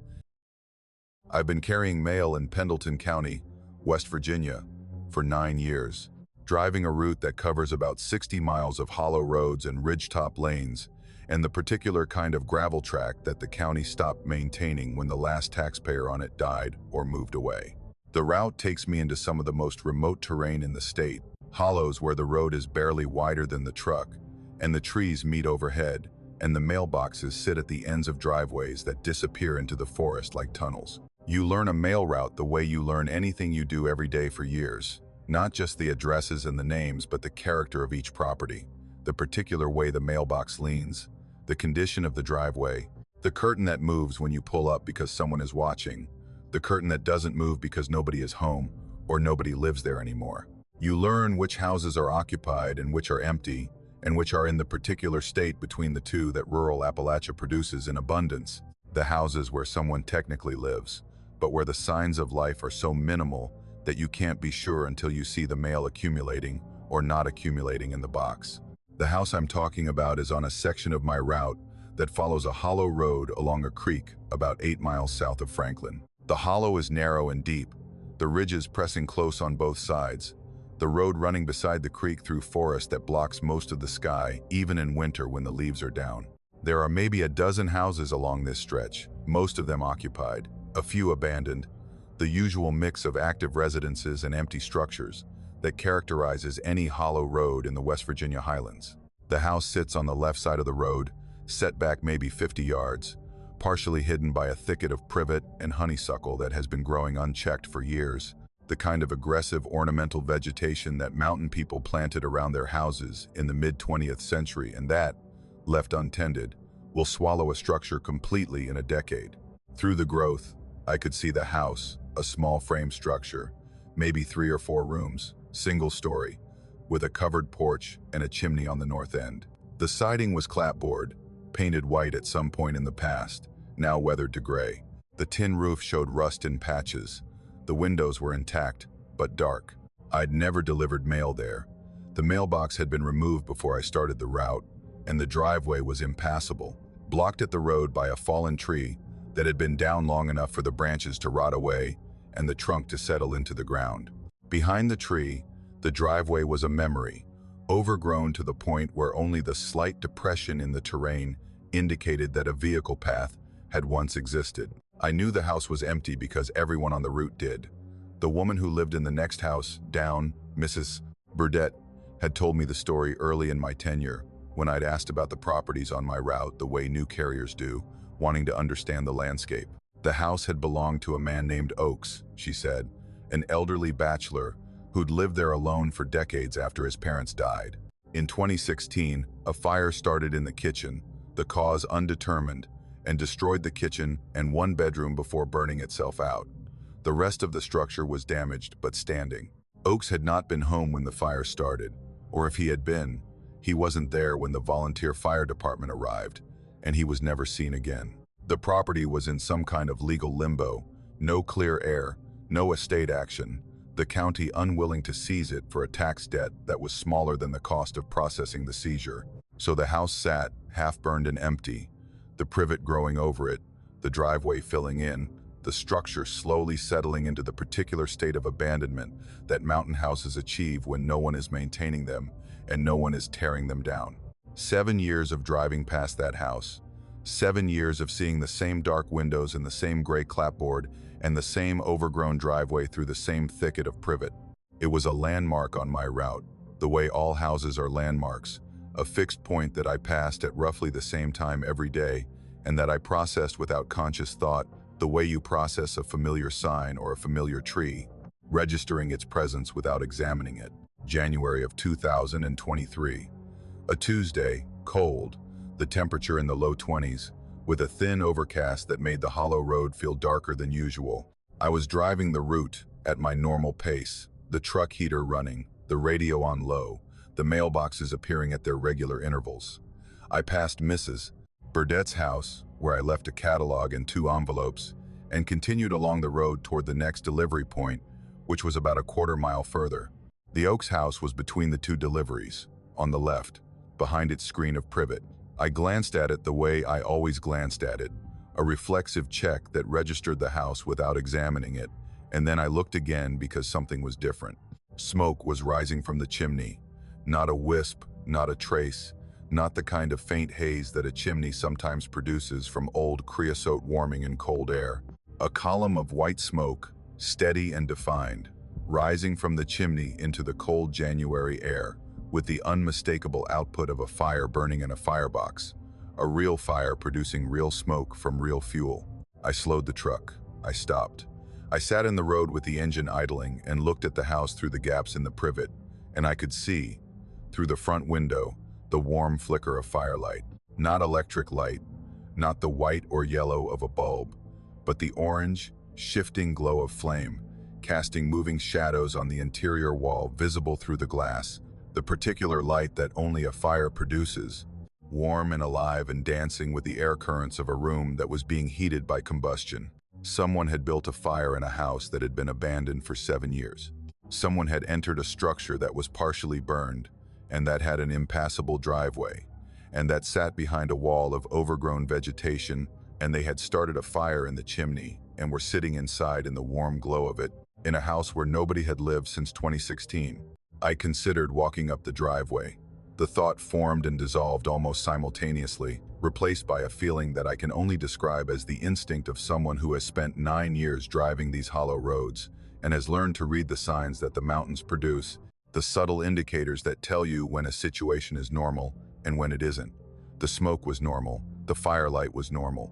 The house, with its dark windows and its gray clapboard and its half-burned kitchen, was not normal, and the combination of normal signs in an abnormal context produced a feeling in my chest that I recognized as the particular warning that my body issues when something is wrong in a way that my conscious mind hasn't yet identified. I drove on. I delivered the rest of the route and went home, and didn't mention it to anyone because I didn't know what to say. A house that's been empty for 7 years had a fire in the chimney. That's not a story. That's a sentence that invites questions I couldn't answer. The next day, Wednesday, I drove the route and passed the house, and the smoke was there again. Same chimney, same column, same firelight in the window. Thursday, the same. Friday, the same. Every day that week, the Oaks house was producing smoke from its chimney and firelight through its windows. The signs of occupancy as clear and consistent as any occupied house on my route. I stopped on Friday and watched for longer, maybe 10 minutes. The smoke rose steadily. The firelight flickered. Through the front window, I could see the glow playing on the walls of the front room. And I could see, or I thought I could see, the shape of furniture in the room. A chair near the fireplace, a table, the ordinary furnishings of a room that was being used. The house looked lived in. From the road, through the privet, the Oaks house looked like a house where someone was home, where a fire had been lit against the January cold, where a person was sitting in a chair by the hearth, doing whatever people do on cold winter evenings in the mountains. I asked Mrs. Burdett on Monday. I pulled up to her mailbox, X, and she was there, as she often was, checking the box when she heard the truck. I asked her if she'd noticed anything at the Oaks place. She looked at me for a moment with an expression that I've seen on the faces of mountain people many times in my 9 years of carrying their mail. The expression of someone deciding how much to say, calculating the balance between honesty and the particular mountain reticence that treats certain subjects as things better left unspoken. She said nobody has lived there since the fire. She said it flatly, without elaboration, and the way she said it was not the way you say something you believe to be true. It was the way you say something you need to be true, a statement that functions as a boundary, a line drawn in a conversation that you are not willing to cross. I asked if she'd seen the smoke. She looked at me again, longer this time, and then she looked away, toward the Oaks house, and her face did something I can't describe precisely, but that communicated more than any words she could have offered. It was the face of a woman who has lived in this hollow for decades, and who has seen the smoke, and who has decided that seeing it and acknowledging it are two different things, and that the second one is optional. She said sometimes houses hold on to things. She said it quietly, almost to herself. Then she took her mail and went inside and closed the door. I still drive that route. Every day, 5 days a week, I pass the Oaks house in its thicket of privet. Some days the chimney is cold, and the windows are dark.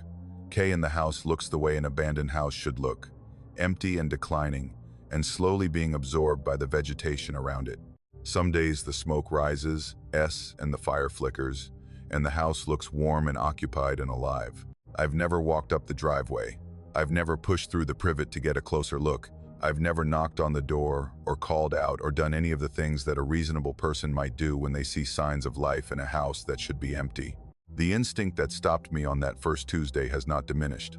If anything, it's gotten stronger, refined by repetition into a certainty that what I'm seeing from the road is not meant to be investigated, that the smoke and the firelight are the surface of something that I do not want to see from the inside. Because here's the thing I haven't mentioned. The fire in 2016 destroyed the kitchen and one bedroom. The chimney is on the north end of the house. The kitchen was on the south end. The chimney serves the front room, the room where the firelight flickers, the room that was damaged but not destroyed. But Mrs. Burdett told me, when she first described the fire, that the chimney had been damaged, that the heat had cracked the flue liner, and that the fire department had red-tagged the chimney as unsafe for use. That you couldn't burn a fire in it without risking a chimney fire that would finish what the 2016 fire started. The chimney is cracked. The flue is compromised. You can't safely burn a fire in that firebox. And the smoke rises steady and white from the chimney every week in winter, and the firelight flickers warm and orange through the front window. And whatever is burning in that house is burning in a chimney that can't hold fire, and a room that shouldn't be heated, and a house where nobody has lived since 2016 when a man named Oakes disappeared, and a fire started, and the kitchen burned, and the chimney cracked, and the privet grew over the driveway, and the mailbox was removed, and the world forgot about the house in the hollow. But the fire didn't forget. The fire keeps burning, and the house keeps smoking, and I keep driving past, and I don't stop, and I don't look too closely, and I deliver the mail to the houses where the living live, and I leave the Oakes house to whatever occupies it now, in the warm glow of a fire that burns in a broken chimney, in an empty house where nobody has lived since the fire. Nobody has lived there since the fire, but somebody's home.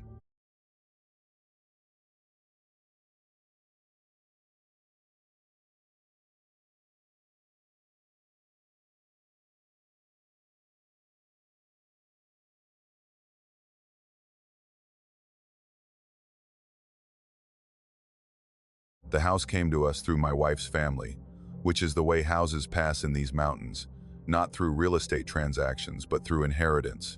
One generation to the next, the property moving down the family tree, the way water moves down a watershed, following the path of least resistance until it reaches the person who's willing to take it. My wife's aunt, a woman named Marjorie, who'd lived in the house alone for 23 years after her husband died, passed in the spring of 2020, and the house came to us because we were the only ones in the family who wanted it. My wife's cousins had all moved away, to Charlotte and Atlanta, and the other cities that absorb the young people that the mountains can't hold, and none of them wanted a farmhouse in the Cataloochee Valley area of western North Carolina that was 90 years old and needed work, and sat at the end of a road that the county plowed last when it snowed. We wanted it. My wife had spent summers there as a child, and the house lived in her memory as the best place she'd ever been.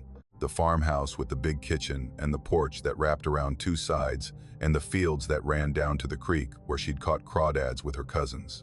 I wanted it because I wanted what the house represented, a place with roots, a home that carried the weight of generations, and that would carry ours if we were willing to do the work of maintaining it. We moved in that July. The house was built in the 1920s, a substantial frame structure with thick walls and high ceilings, and the generous proportions that mountain farmhouses of that era were built with, rooms large enough to hold big families, and the furniture that big families accumulated.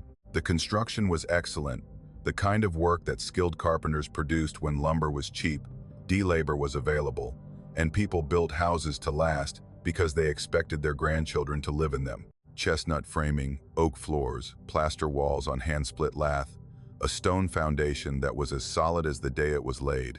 The house needed updating, but not saving, and we threw ourselves into the work with the energy of people who were building a life in a place that meant something. The attic door was in the upstairs hallway, between the two bedrooms that we used as our bedroom and my office. It was a standard pull-down attic access, the kind that's recessed into the ceiling with a folding ladder that extends when you pull the door down. The door was a panel of painted plywood, hinged at one end, held closed by a hook and eye latch that was mounted on the hallway side. Simple hardware, standard installation, the kind of attic access that exists in thousands of houses, and that most people never think about because it does exactly what it's supposed to do, which is stay closed until someone opens it. The first morning I found it open was in August, maybe 3 weeks after we'd moved in. I came upstairs around 7, and then the attic door was hanging down, the ladder fully extended to the hallway floor, the opening above showing the dark space of the attic with cold morning air pouring down through it like water through an open sluice. I assumed the latch had failed, the hook slipping from the eye due to vibration or the natural movement of the house. I folded the ladder up, pushed the door closed, and engaged the latch, pressing the hook firmly into the eye. I checked it with a tug. Solid, secure. The next morning the door was open. Ladder down, cold air flowing, the hallway chilled to a temperature that was noticeably lower than the rooms on either side. I closed it again, checked the latch, tugged it, solid. The next morning, open, and the next, and the next. Every morning for 2 weeks, regardless of how carefully I latched the door the night before, I came upstairs to find it hanging open with the ladder extended and the attic breathing its cold air into our hallway. I examined the latch mechanism carefully. The hook was straight, not bent or worn. The eye was firmly mounted in the door frame, no looseness, no wobble. The engagement was positive, the hook seating fully in the eye with no tendency to slip. I tested it repeatedly, pushing and pulling the door, simulating vibration, checking whether any amount of movement could cause the hook to unseat itself. It couldn't. The geometry of the latch was designed to prevent exactly that, the hook entering the eye at an angle that required deliberate lifting to disengage. This was not a hardware failure. I replaced the latch with a heavier model, a gate latch with a spring-loaded arm that required manual operation to open. The first morning after installation, the door was open. The spring-loaded arm was in the release position, lifted clear of its catch, the way it would be if someone had pressed the release with their thumb and pushed the arm up. I installed a barrel bolt, not a latch, not a hook, not a spring mechanism. A solid steel barrel bolt, the kind that slides into a receiver and that requires a deliberate, linear motion to open, a motion that involves gripping the knob and pulling it toward you, overcoming the friction of steel and steel with a force and a direction that no vibration or settling or thermal expansion could replicate. I slid the bolt home, checked it, and went to bed. In the morning, the bolt was drawn back. The door was open. The ladder was down. The cold air was pouring through the hallway. I put a camera in the hallway, a battery-powered security camera with night vision capability, mounted on the wall opposite the attic door, with a clear view of the door, the latch, and the hallway in both directions. I set it to record continuously from 10 p.m. to 7 a.m. The first night's footage showed 8 hours of a dark hallway in the green-gray palette of infrared night vision. Nothing moved. Nothing changed. The attic door remained closed, the barrel bolt engaged, the hallway still and empty. Until 3 a.m. At 3 a.m. exactly, the barrel bolt moved. Smoothly, steadily, with the deliberate motion of hardware being operated by a hand that knew exactly how much force to apply and in which direction. The bolt slid from its receiver over the course of about 2 seconds, moving from fully engaged to fully withdrawn in a single continuous motion. No hand was visible, no figure, no shadow, no disturbance in the air, no indication that anything physical was touching the bolt. It simply moved, operated by nothing, opened by no one, sliding through its housing with the mechanical precision of a lock being picked by an expert. The door began to descend. The springs that controlled the door's opening allowed it to drop slowly, hinging at its mounted end, the panel swinging down toward the hallway floor. The ladder, attached to the door panel, unfolded as the door descended, section by section, extending to its full length as the door reached its fully open position. The entire process took maybe 15 seconds. Door opening, ladder extending, the attic access transitioning from closed to fully open in the quiet hallway, while the camera recorded every frame and showed no cause for any of it. I watched the footage 3 times. I watched it in real time and in slow motion and frame by frame. The bolt moved. The door opened. The ladder extended. Nothing touched any of it. At 3 a.m., with the precision of an event that occurs on a schedule, the hardware that secured the attic door operated itself, and the door opened, and the ladder unfolded, and the cold, dark space above became accessible from the hallway below. I showed the footage to my wife. She watched it once, and then she asked me a question that I hadn't considered, and that has been sitting in my mind ever since. She asked whether the door was being opened from the hallway side or the attic side. She pointed out that the barrel bolt was on the hallway side, which meant it could only be operated from the hallway. But the door hinged upward into the attic space, which meant that pushing it open from above would also open it. The bolt, she said, was being withdrawn first, which suggested that whatever was opening the door was operating the bolt from the hallway side, from below, from the space where we slept, not from the attic above. Unless the bolt was being withdrawn by something that could operate hardware from either side, unless the distinction between hallway and attic, between below and above, between our space and the space above the ceiling, was a distinction that whatever opened the door recognized or respected. I climbed into the attic the next day, in daylight, with a flashlight and the courage that daylight provides. The attic was standard, unfinished, the rafters visible overhead, old fiberglass insulation between the joists, and a plywood walkway running down the center. Dust, stillness, the particular dead air of a space that has been sealed for years. I walked the full length and found nothing. No objects, no nests, no signs of animal habitation, no evidence that anything living had been up there. just insulation and dust, and the gray light filtering through the gable vents at either end. But the dust was disturbed. Not everywhere, not randomly, but in a path. A narrow track through the dust on the plywood walkway, running from the attic door to the far end of the attic and back, as if someone had been walking the same route repeatedly, their passage wearing a visible trail through the dust that coated the plywood. The trail was narrow, the width of a single person walking, and it was consistent, the dust equally displaced along its entire length, suggesting not a single passage but many, the same path walked over and over, night after night, a route through the attic that started at the door and ended at the far wall and returned.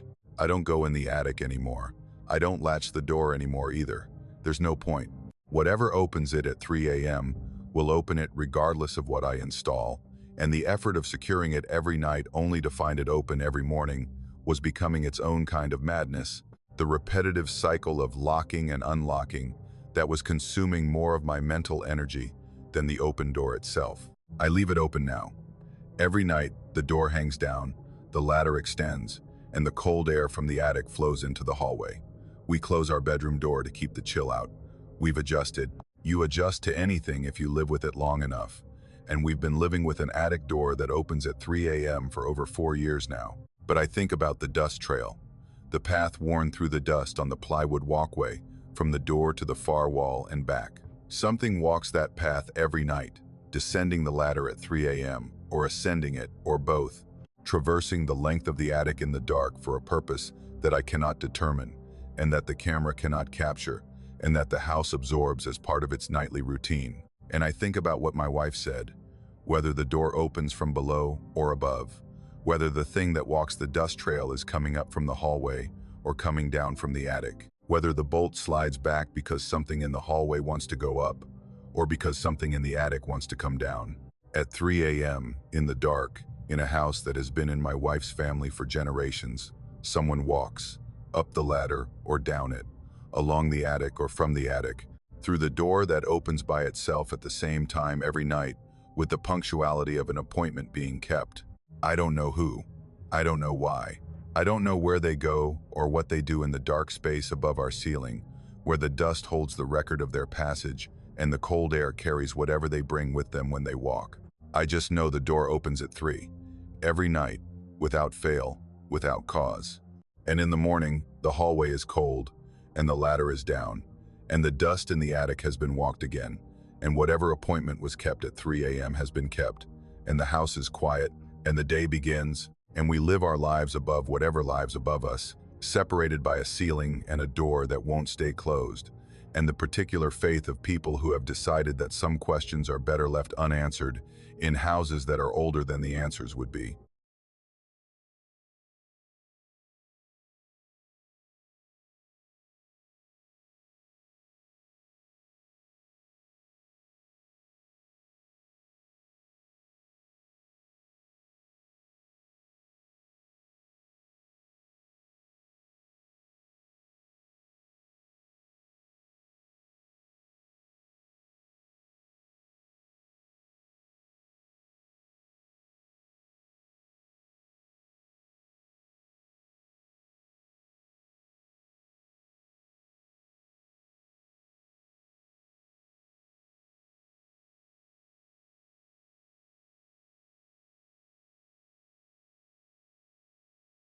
My great-uncle Virgil died in October of 2021 at the age of 87, alone in the house where he'd lived for 50 years, in a hollow outside Irwin, Tennessee, that was remote enough that nobody found him for 4 days. I'd met him twice in my life, both times at family funerals, and my memory of him was vague, a tall, thin man who stood at the edges of gatherings and spoke only when directly addressed, and who carried himself with the particular stillness of someone who had spent so much time alone that the presence of other people required conscious effort. He'd never married. He'd never had children. He'd worked for the railroad, and then he'd retire, and he'd lived in that house in that hollow for the remaining decades of his life, doing whatever solitary men do in the mountains of East Tennessee when the world has stopped requiring their participation. He died without a will, which meant the property passed to his nearest living relative through intestate succession, and after the genealogical dust settled, that relative was me. My mother had been his niece, the daughter of his brother, and with both of them dead, I was the closest surviving connection to a man I barely knew and a house I'd never visited. I drove down from Knoxville on a Saturday in November to see what I'd inherited. The house was at the end of a gravel road that followed a creek up a narrow hollow, the kind of road that's maintained just enough to be passable and not enough to be comfortable. The house was a modest frame structure, single story, 3 or 4 rooms, sitting in a small clearing with a barn behind it and a garden space that hadn't been tended in years. The construction was unremarkable, the kind of functional mountain house that was built by the thousands in the early 20th century, clapboard siding, tin roof, simple floor plan. Inside, the house was clean and sparse, the belongings of a man who didn't accumulate: a few pieces of furniture, a kitchen with minimal equipment, a bedroom with a bed and a dresser, the fundamental necessities of domestic life, and nothing more. The mirror was in the hallway. The downstairs hallway was the central corridor of the house, running from the front door to the kitchen at the back, maybe 12 feet long and 4 feet wide, with doors opening off it to the bedroom on one side and the living room on the other. Mounted on the wall at the far end of the hallway, opposite the front door, was a mirror. It was large, maybe 4 feet wide and 6 feet tall, in a wooden frame that looked handmade, the wood dark and smooth with age, carved with a simple border pattern that suggested skilled, but not professional craftsmanship. The glass was old, showing the slight waviness and the subtle silvering deterioration that antique mirrors develop as the reflective backing breaks down over decades. It was mounted directly to the wall with heavy screws, positioned so that it was the first thing you saw when you opened the front door. The hallway reflected at you with yourself standing in it. I planned to sell it. An antique mirror in a handmade frame had enough value to be worth listing, and I was going to sell or donate most of the house's contents regardless. I made a mental note and continued my assessment of the property. I came back the following weekend to begin clearing the house. I started in the kitchen, which was the most straightforward room, boxing up dishes and cookware and the minimal pantry supplies that Virgil had left behind. By late afternoon, I'd moved to the hallway, where I was sorting coats and shoes from the closet near the front door. I was standing in the hallway with my back to the mirror, facing the front door, when I glanced over my shoulder at the reflection. The hallway was reflected accurately. The front door behind me, the coat rack on the left wall, the overhead light fixture, the floor runner that was worn thin from 50 years of Virgil's feet. Everything correct, everything in its place, every detail matching the physical reality of the hallway I was standing in, except that the hallway was longer. In the reflection, the hallway behind me didn't end at the front door. It continued. The front door was there, in its correct position, but beyond it, the hallway extended, additional space receding into the mirror's depth, as if the house contained more hallway than it actually did. A corridor that went past the front door and continued for what appeared to be another 10 or 15 feet before ending in a darkness that the mirror's light couldn't reach. I turned around and looked at the actual hallway. It ended at the front door, 12 feet from the mirror to the door. The door was closed. The hallway stopped. There was no additional space beyond it, because beyond it was the front porch, the yard, and the world outside. I turned back to the mirror. The reflection showed the hallway ending at the door. 12 feet, normal, accurate. Whatever I'd seen, the extension, the additional depth, was gone. The mirror was showing me exactly what was behind me, no more, no less. I stood there for a minute, watching the reflection, and then I went back to work and told myself it was a trick of the old glass, the waviness and the silvering deterioration, creating a distortion that my brain had interpreted as depth. Old mirrors do strange things with light. The imperfections in the glass bend and stretch the image in ways that can suggest spaces that don't exist. This was a rational explanation, and I believed it. The second time was the following day. I was in the hallway again, and I caught the extension in my peripheral vision, a flash of additional depth in the mirror that vanished when I looked at it directly. The third time was an hour later, and this time I held my gaze on the mirror without turning, and I saw it clearly. The hallway extending beyond the front door into space that the house didn't contain, the walls and floor and ceiling of the corridor, continuing with perfect consistency into a depth that shouldn't have been there. I started watching the mirror deliberately, not constantly, not obsessively, but with the focused attention of someone who needs to understand what they're seeing. Over the next 2 weekends of clearing the house, I observed the extension maybe a dozen times. It wasn't constant. The mirror showed the normal hallway most of the time, a faithful reflection of 12 feet of corridor ending at the front door. But intermittently, without pattern or warning, the reflection would show the longer hallway, the additional space extending beyond the door into whatever the mirror was accessing when it stopped reflecting what was actually there. The 6th or 7th time I saw it, I noticed the figure. It was at the far end of the extended hallway, at the limit of what the mirror could show, standing in the darkness where the additional corridor ended or where the light failed. A shape, not clear, not detailed, not distinct enough to describe as a person or as anything else specific.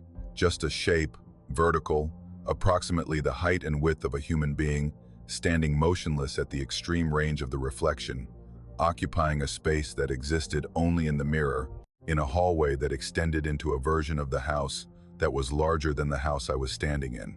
I watched the figure for maybe 30 seconds before the extension collapsed, and the mirror returned to showing the normal hallway and the front door, and nothing beyond. The figure didn't move during those 30 seconds. It didn't approach, didn't gesture, didn't do anything that I could interpret as action or intention. It stood, at a distance, at the end of a hallway that shouldn't have existed, and it was there. I saw it 4 more times over the following weeks. Always in the same position, at the far end of the extended hallway, always motionless, always at the limit of visibility. The figure never changed position, never came closer, never became more distinct. It was a fixed presence in a space that appeared and disappeared, according to whatever schedule the mirror operated on, a shape standing in a hallway that the mirror showed me only when it chose to. I removed the mirror in December. I unscrewed the mounting hardware, lifted it from the wall, carried it to the barn, and leaned it against the wall, face inward. The wall behind where the mirror had hung was normal plaster, painted white, showing the rectangular outline where the mirror had protected the surface from years of fading and aging. The plaster was slightly brighter within the rectangle, and the paint was preserved. The hallway felt different immediately. Not just visually different, though the absence of the mirror changed the light and the sense of space. The hallway felt shorter. Not measured shorter, not physically compressed, but perceptually reduced, as if the removal of the mirror had taken something with it. Not just the reflection, but the depth, the possibility of extension, the additional space that the mirror had sometimes shown. I closed up the house. I haven't decided what to do with the property. I drive down occasionally to check on it, to make sure the roof is holding and the pipes haven't frozen, and the structure is intact. Each time I walk the hallway, I look at the blank wall where the mirror hung, and I see the rectangular outline in the plaster, the preserved paint within the shape of the frame, the wall remembering what used to hang there. And some mornings, when the light through the front door hits that blank wall at a certain angle, the outline looks less like a paint difference and more like a window. A rectangular space in the wall that is slightly different from the wall around it, slightly more present, slightly more dimensional, as if the wall where the mirror hung has retained something of the mirror's properties. The ability to show what's behind you, the capacity for depth that extends beyond what the house contains. I don't stand with my back to that wall. When I walk the hallway, I face the blank space, and I walk toward it, and I look at it directly, and it's just plaster, just paint, just the faded outline of a frame that hung there for 50 years. But I don't turn my back on it, because the mirror is in the barn, face to the wall, and the wall where it hung is blank and normal, and the hallway is 12 feet long and ends at the front door, the way it should. And I don't know if the figure is still standing at the end of a hallway that doesn't exist, in a mirror that's no longer reflecting anything but the inside of a barn wall. I don't know if the extended hallway is still there, in the glass, in the dark, whether the mirror is showing its longer version of the house to nobody, reflecting a corridor that recedes into a depth that no one is looking at, or whether the figure is closer now, whether, without anyone watching, without the check of a human eye to hold it at the far end of the hallway, it has been moving, frame by frame, the way things move when no one is looking, closing the distance between the far end of the impossible hallway and the surface of the glass. The mirror is in the barn, face the wall, and I leave it there. And I don't look, because looking is what kept it at the far end. Looking is what held the distance. And if I look now, if I walk into the barn and turn the mirror around and see my reflection in the hallway that extends beyond what the house contains, I'm afraid of what I'll see. Not at the far end of the corridor, right behind me.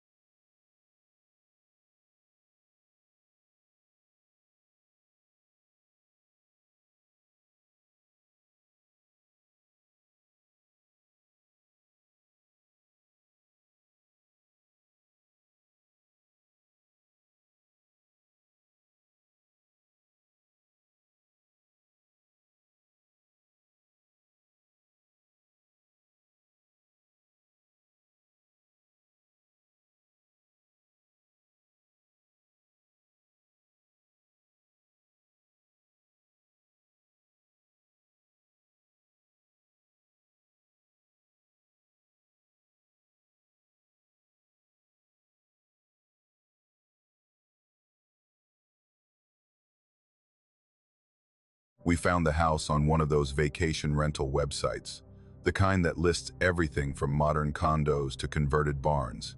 And it caught my wife's eye because of the photographs, which showed a farmhouse in the mountains of western North Carolina that looked like it had been lifted from a postcard and set down in a clearing surrounded by autumn color, exposed ceiling beams, a stone fireplace that took up most of one wall, wide plank floors that showed the wear of a century of feet, a covered porch with rocking chairs that faced a meadow dropping away to a tree line of maples and oaks that the listing promised would be in full color by mid-October.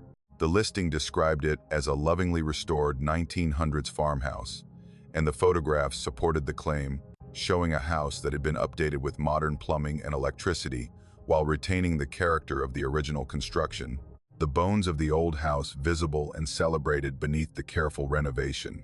We booked it for the third week of October, a full 7 days, which was more than we usually took for a vacation, but which felt justified by the cost of the drive from our home in Raleigh and the desire to actually settle into a place rather than just passing through it. My wife Ellen and I and our 2 kids, Jack, who was 11, and Sophie, who was 8, loaded the car on a Saturday morning and drove west through the Piedmont and into the mountains, arriving at the property in the late afternoon when the light was golden and the house looked exactly like the photographs and the kids were out of the car before I'd turned off the engine, running toward the meadow with the uncontained energy of children released from a long drive into a space that was built for running. The house was everything the listing promised. The interior was warm and welcoming, the stone fireplace drawing properly when I lit a fire that first evening, the kitchen equipped with everything we needed to cook the meals that Ellen had planned, the bedrooms comfortable, the plank floors creaking under our feet with the pleasant, musical sound of old wood accepting new weight. The house felt good. That's a vague description, but it's the most accurate one I can offer. Some houses feel neutral, spaces that shelter you without engaging you. Some feel hostile, structures that resist habitation, that seem to push back against the presence of people with a coldness that goes beyond temperature. This house felt welcoming. It felt like a house that wanted people in it, that responded to the noise and the warmth and the activity of a family with a kind of settling contentment, the way a dog settles when its owner comes home. We had a wonderful week. I need to say this clearly, because what happened on the last morning tends to overshadow everything that came before, and I don't want that. The week was genuinely beautiful. The kids explored the property, finding a creek at the bottom of the meadow where they spent hours building dams and catching salamanders. Ellen and I hiked trails in the nearby national forest, coming back to the farmhouse each evening to cook dinner in the big kitchen, sit by the fire, play board games with the kids, and feel the particular contentment that comes from being temporarily freed from the schedules and obligations that structure ordinary life. The house held us well. It was warm when we needed warmth and quiet when we needed quiet, and spacious enough that 4 people could coexist without friction. By midweek, it felt less like a rental and more like a home, the kind of place that you start imagining yourself living in, the kind of place that makes you reconsider the choices that put you in a subdivision in Raleigh instead of a farmhouse in the mountains. The last morning was a Saturday. We'd packed most of our things the night before, knowing that the checkout time was 11 and that the drive home would take 4 hours and that the kids would need the structure of a defined departure to prevent the whining that accompanies the end of any vacation. I woke early, around 6, and came downstairs to make coffee and start loading the car. The house was quiet. The fire had burned down to ash overnight, the living room cool, the morning light coming through the east-facing windows in long shafts that caught the dust motes drifting in the still air. I started coffee and went out to the car to begin loading bags, and when I came back inside, the kitchen door had closed behind me. Not slammed, not blown by wind. The door had been propped open with a doorstop, a heavy iron wedge that I'd placed there the first day to keep the door from swinging shut while we carried things in and out. The doorstop was still in position. The door had closed against it, pushing past the resistance of the wedge, settling into its frame with the quiet authority of a door that wanted to be closed. I opened it again and wedged it with the doorstop and went back to the car. When I returned, the door was closed. Same wedge, same position, same door that had decided, twice now, that it should be shut rather than open. I left it closed and went through the front door instead. Ellen came down around 7 with the kids, and we had breakfast and began the final packing.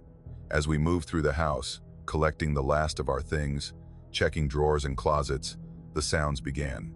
The floorboards in the hallway creaked. Not the random creaking of old wood responding to temperature change, but a sequential pattern, one board after another, moving from the back of the house toward the front, the sound of someone walking the hallway with a measured, unhurried pace. I was standing at the front door when I heard it, and I could track the sound as it moved toward me, board by board, step by step, the progression clear and deliberate. I looked down the hallway, empty. The creaking continued past me, moving into the living room, pausing, then moving to the kitchen, pausing again, as if whoever was walking was checking each room, surveying the spaces we were emptying, taking inventory of what was being removed. The doors began closing. The bedroom doors, which we'd left open to air out the rooms as we packed, swung shut one by one, slowly, with the gentle pressure of a hand rather than the force of a draft. The bathroom door closed. The closet door and the master bedroom closed, each one moving slowly, deliberately, settling into its frame with a soft click of the latch engaging. The fireplace exhaled, a single breath of warm air that pushed from the firebox into the living room, carrying the smell of wood smoke, the scent of fires we'd burned during the week, oak and maple, and the particular sweetness of applewood that I'd found in the woodpile and that had made the living room smell like autumn every evening. The exhale was warm, brief, and unmistakable, the firebox pushing air into the room from a fire that had been dead since midnight. Ellen was in the kitchen when the rocking chair started. I heard her say, "Come look," her voice carrying an odd quality that was not alarm but something adjacent to it, and I walked onto the front porch and saw the rocking chair moving. The chair on the left, the one Ellen had claimed as hers for the week, the one she'd sat in every evening watching the meadow and the mountains beyond, was rocking. Slowly, with the measured cadence of someone sitting in it and pushing gently with their feet, forward and back, forward and back. The wooden runners creaked on the porch boards with the particular sound that rocking chairs make when they're occupied. But the chair was empty. Ellen said the house doesn't want us to leave. She said it with a smile that didn't quite reach her eyes, the way people deliver observations that they want to be jokes, but that feel too accurate for humor. I didn't laugh. She didn't laugh.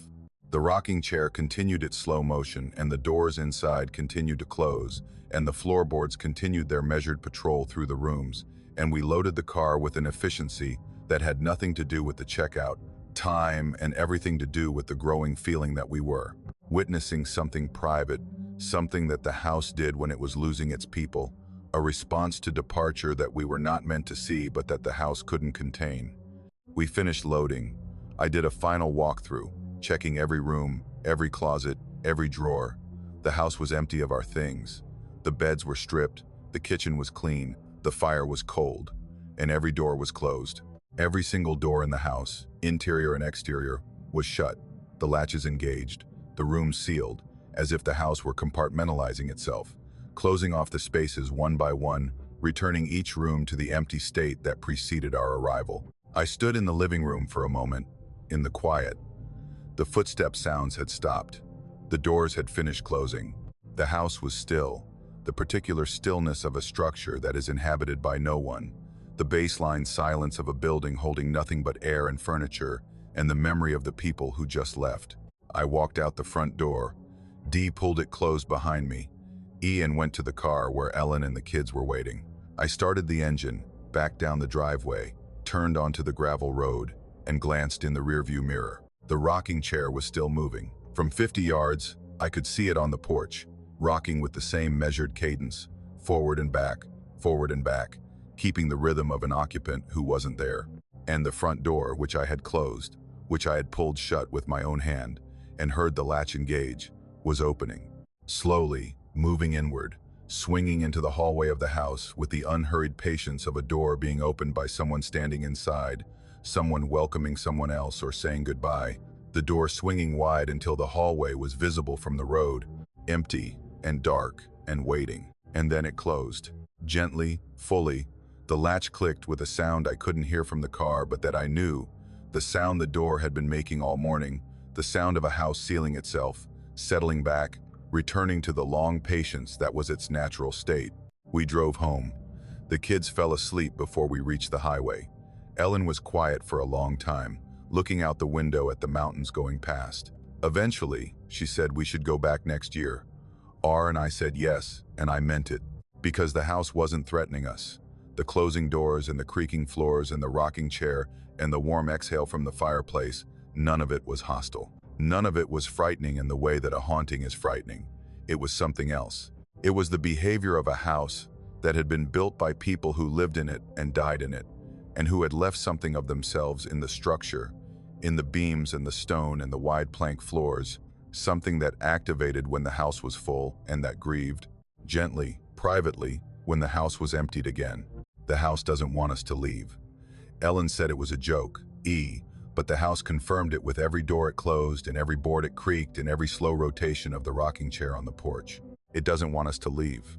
And next October, when we drive up the gravel road and park in the clearing and open the front door, that I know will be unlocked and waiting, I think the house will be glad. I think the rocking chair will still be rocking when we arrive, and the doors will be open. The fireplace will be cold, and the hallway will be quiet. And then we'll walk in, and the house will start again. The warmth and the sounds and the creaking of the floors, and for one more week the rooms will be full, and the fire will burn, and the rocking chair will rock, and the house will do what houses are meant to do, which is hold the living and remember the dead and wait, with the long patience of stone and wood, and the particular love that old houses develop for the people who fill them. We're going back. We booked it for October, and I think the house knows, and I think it's waiting, the way it always waits, patiently, hopefully, with the door unlocked and the rocking chair still, and the hallway leading into rooms that want nothing more than the sound of footsteps and the warmth of bodies and the brief, precious interruption of the silence that a family provides.